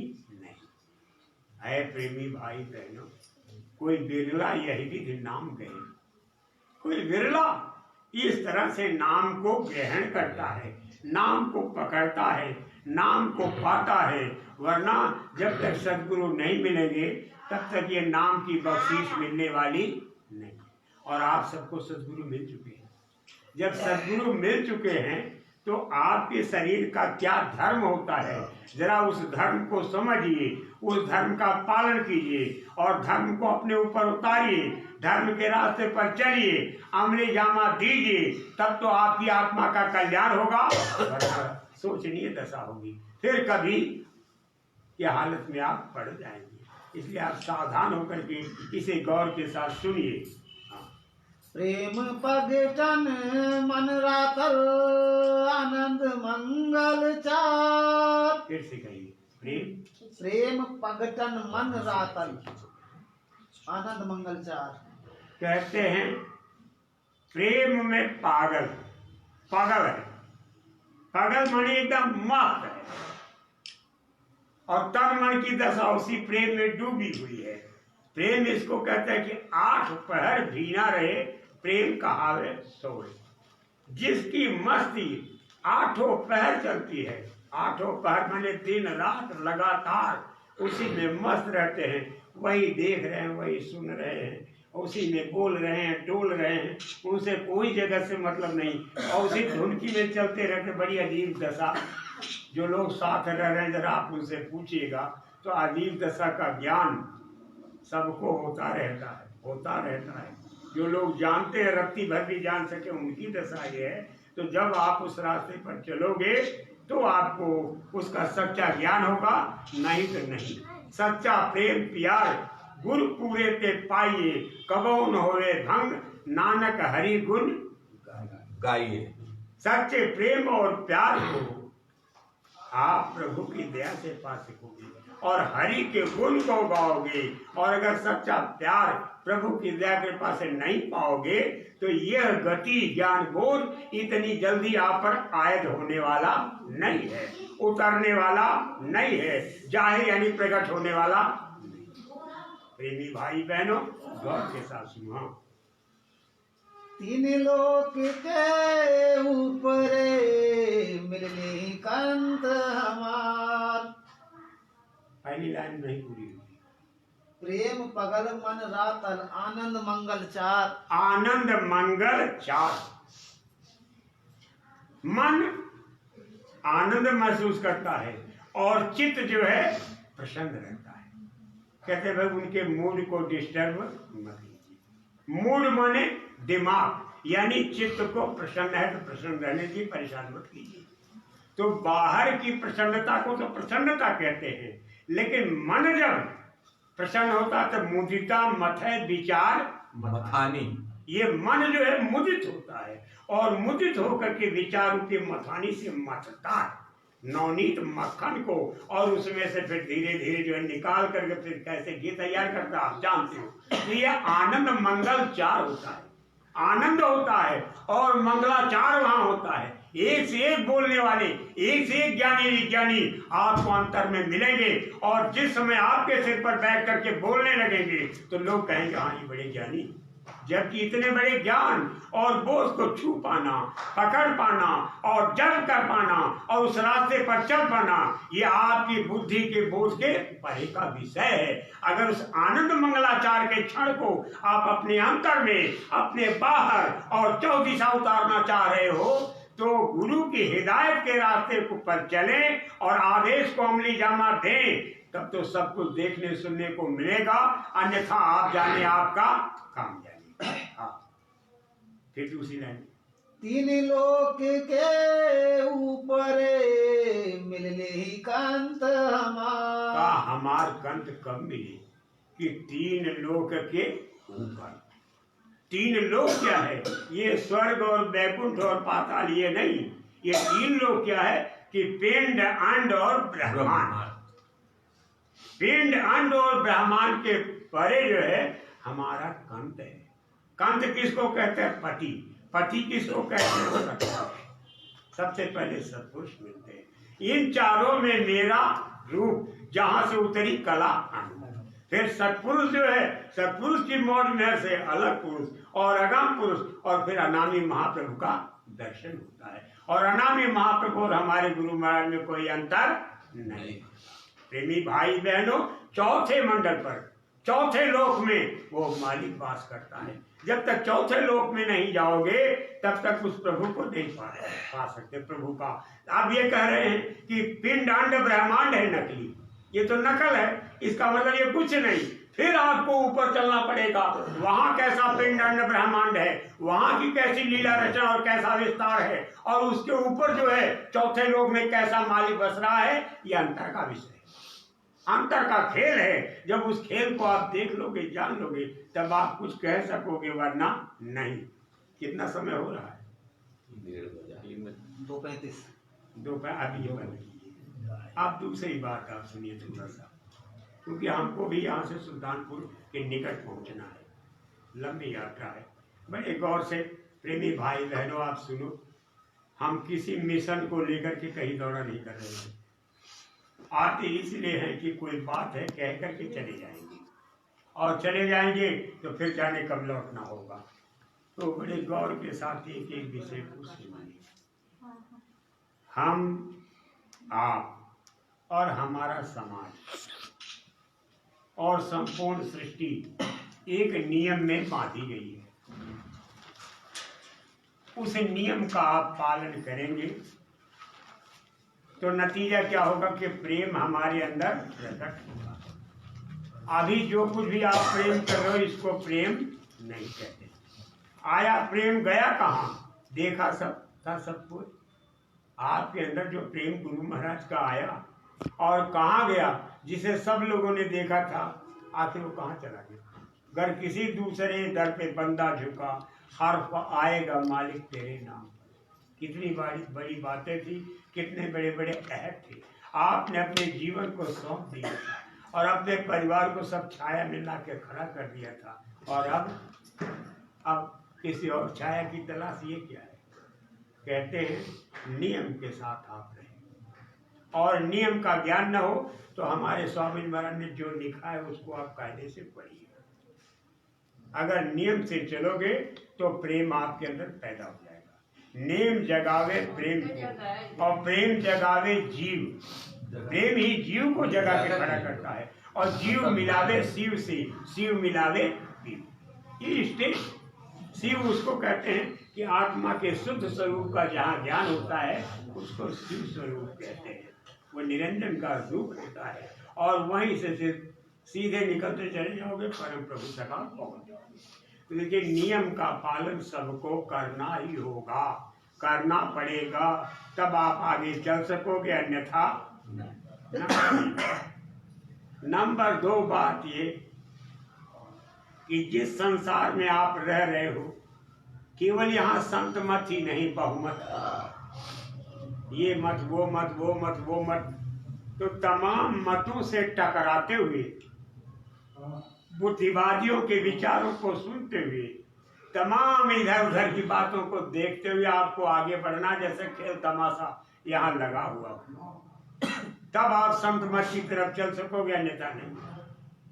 जब गोस्वामी जी महाराज के सामने समस्या आ सकती है कि यहाँ तो बहुत सारे झगड़े हैं और तमाम तरह का फसाद है और धोखा है, और मुझको राम भजन का रास्ता मिला और उस रास्ते पर चल करके मैंने उस परम प्रभु को हासिल किया, जब गोस्वामी जी महाराज कह सकते तो आपके लिए कि नहीं, ये सबके लिए।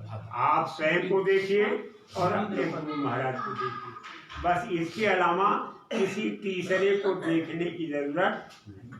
अगर आप किसी तीसरे को याद करते हैं तो उसको याद कीजिए जिससे कि गुरु के प्यार का जज्बा बढ़े, गुरु के प्यार की सौगात हासिल हो, गुरु के प्यार का संकेत मिले, संदेश मिले, आप उसको याद कीजिए, बाकी किसी को याद करने की जरूरत नहीं। अब रही बात जल में रहे मगर से बैर, जल में आप रहोगे और मगर से बैर करोगे तो एक दिन निकल जाएगा। इसलिए संसार में रह करके संसार के स्वच्छ नियम और कानून का पालन कीजिए जितना भर संभव है, और चुपचाप अपने किनारे एकांत में आकर के और अपनी साधना में लगे रहिए। जब आपका काम बन जाए तब आप आगे बढ़ो, वरना बेकार डुगडुगी बजाने से क्या फायदा। झूठे डुगडुगी बजा करके और सुरतों को इकट्ठा करोगे। अगर कोई पूछ बैठा कि बोलो आपकी आंख खुली है, आपको दिखाई दे रहा है, सुनाई दे रहा है, और जब आप कहोगे नहीं, तो फिर आप क्या ज्ञान दोगे, क्या ज्ञान दोगे। अगर पूछ बैठा क्या ज्ञान दोगे, कौन सा गाना सुनाओगे, यही गाना सुनते तो बहुत दिन बीत गए, शास्त्रों का गीत सुनाते हुए। प्रेमी भाई बहनों, नियम के इस रास्ते पर चलना पड़ेगा, और संसार का ये जो झकझोला है इसको बर्दाश्त करते हुए जब आप आगे बढ़ोगे तो कामयाब होगे, नहीं तो नहीं। जब स्वामी महाराज ने कह दिया कि देखो हर काम सावधानी और विवेक के साथ करो, तो आप तोड़ फोड़, हड़ताल, आंदोलन, धरना, घेराव और प्रदर्शन में कतई न भाग लो, कतई आप मत जाना। आप चुपचाप अपने को किनारे रखो, नहीं तो राष्ट्रद्रोह का पाप लग जाएगा।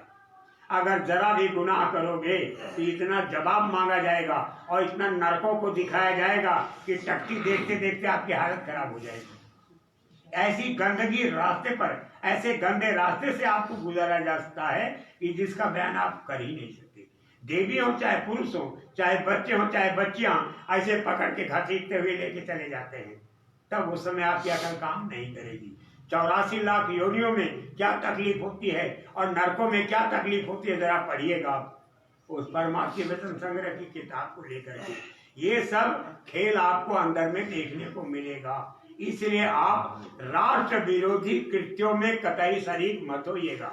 अगर आपको कोई शासन व्यवस्था नहीं पसंद है, 5 साल आप बदल दीजिए, 5 साल बाद रोटी की तरफ फेरते रहिए, आप जिससे अच्छा चाहो, लेकिन आप पूरा काम कभी मत करना। साथ ही साथ मतदान, बुद्धिदान, ये सबसे बड़ा दान है, इससे ऊंचा दान और कोई नहीं है।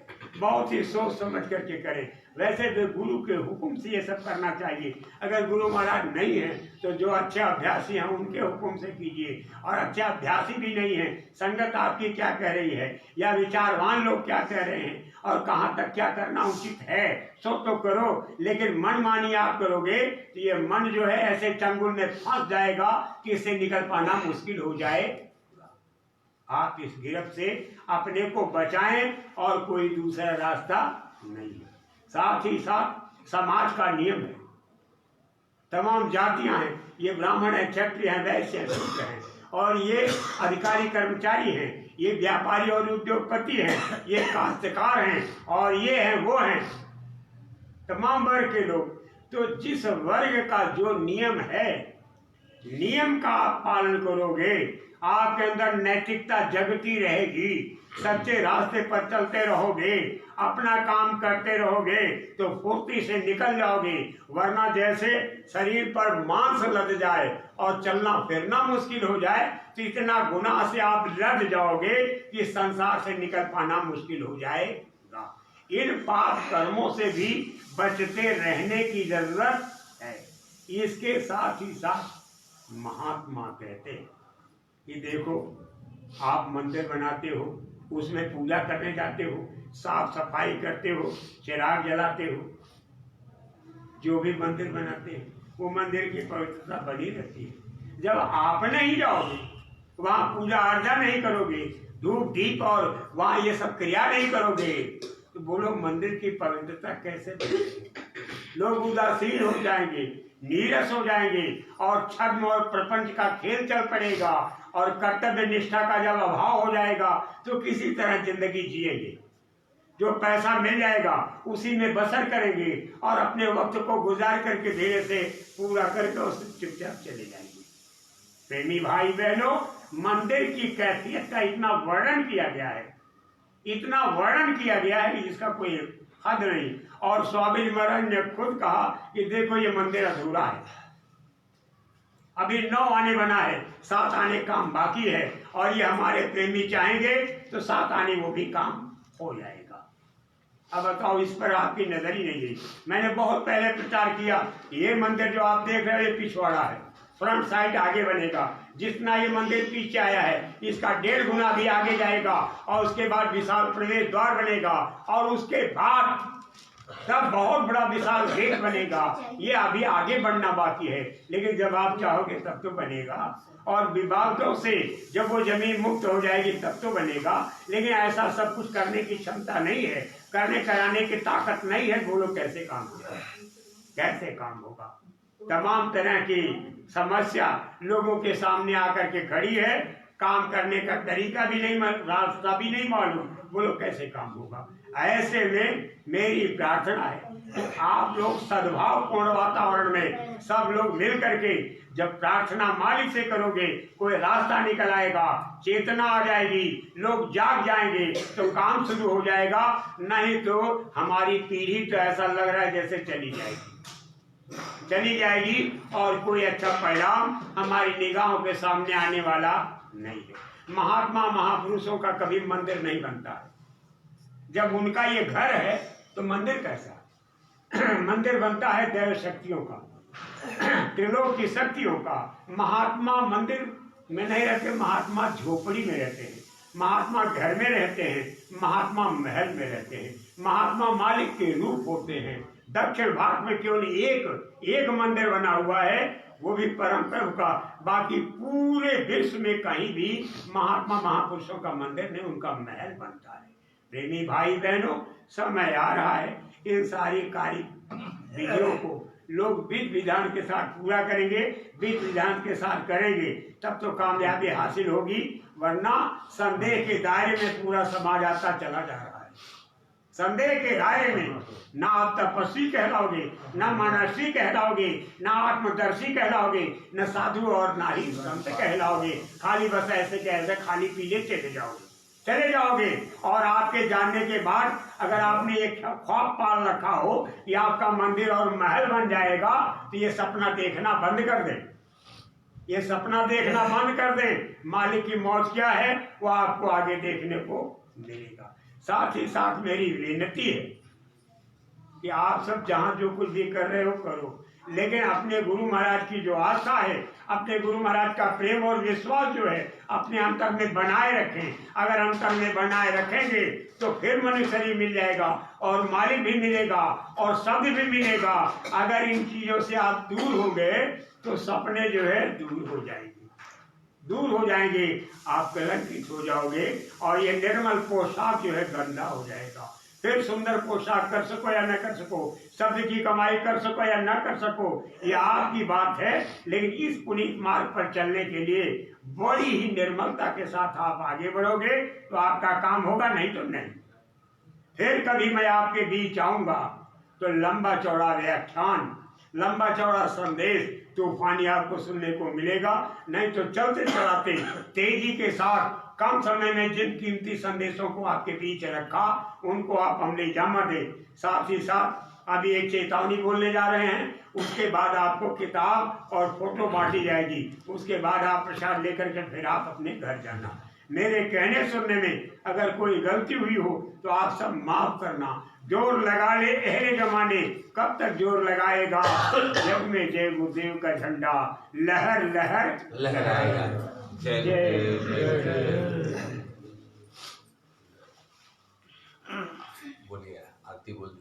पूर्ण चेतावनी। विक्रम सिंह। जय गुरुदेव। बदली है हवाएं, बदला है जमाना, बदली है हवाएं, बदला है जमाना। जय गुरुदेव नाम रटेगा जमाना। जय गुरुदेव नाम रटेगा जमाना। बदली है हवाएं, बदला है जमाना, बदली है हवाएं, बदला है जमाना। जय गुरुदेव नाम रटेगा जमाना। जय गुरुदेव नाम रटेगा जमाना। अत्याचारी भ्रष्टाचारी अब ना रहेंगे, अत्याचारी भ्रष्टाचारी अब ना रहेंगे। देश के निवासी अब दुख ना सहेंगे, देश के निवासी अब दुख ना सहेंगे। पाप से बचने का चले ना बहाना, पाप से बचने का चले ना बहाना। जय गुरुदेव नाम रटेगा जमाना। जय गुरुदेव नाम रटेगा जमाना। बदली है हवाएं, बदला है जमाना, बदली है हवाएं, बदला है जमाना। जय गुरुदेव नाम रटेगा जमाना। जय गुरुदेव नाम रटेगा जमाना। होंगे नमाज़ारी, न होंगे शराबी, होंगे नमाज़ारी, न होंगे शराबी। होंगे नमाज़ारी, न होंगे शराबी, होंगे नमाज़ारी, न होंगे शराबी। अब ना होगी देश की जो हुई है खराबी, अब ना होगी देश की जो हुई है खराबी। हो जाएगा बंद जल्दी गौओं का कटाना, हो जाएगा बंद जल्दी गौओं का कटाना। जय गुरुदेव नाम रटेगा जमाना। जय गुरुदेव नाम रटेगा जमाना। बदली है हवाएं, बदला है जमाना, बदली है हवाएं, बदला है जमाना। जय गुरुदेव नाम रटेगा जमाना। जय गुरुदेव नाम रटेगा जमाना। जैसा जो करेगा वैसा फल वो भरेगा, जैसा जो करेगा वैसा फल वो भरेगा। बेटा अपने बाप को भी माफ ना करेगा, बेटा अपने बाप को भी माफ ना करेगा। आएगा अब इंसाफ का जमाना, आएगा इंसाफ का जमाना। जय गुरुदेव नाम रटेगा जमाना। जय गुरुदेव नाम रटेगा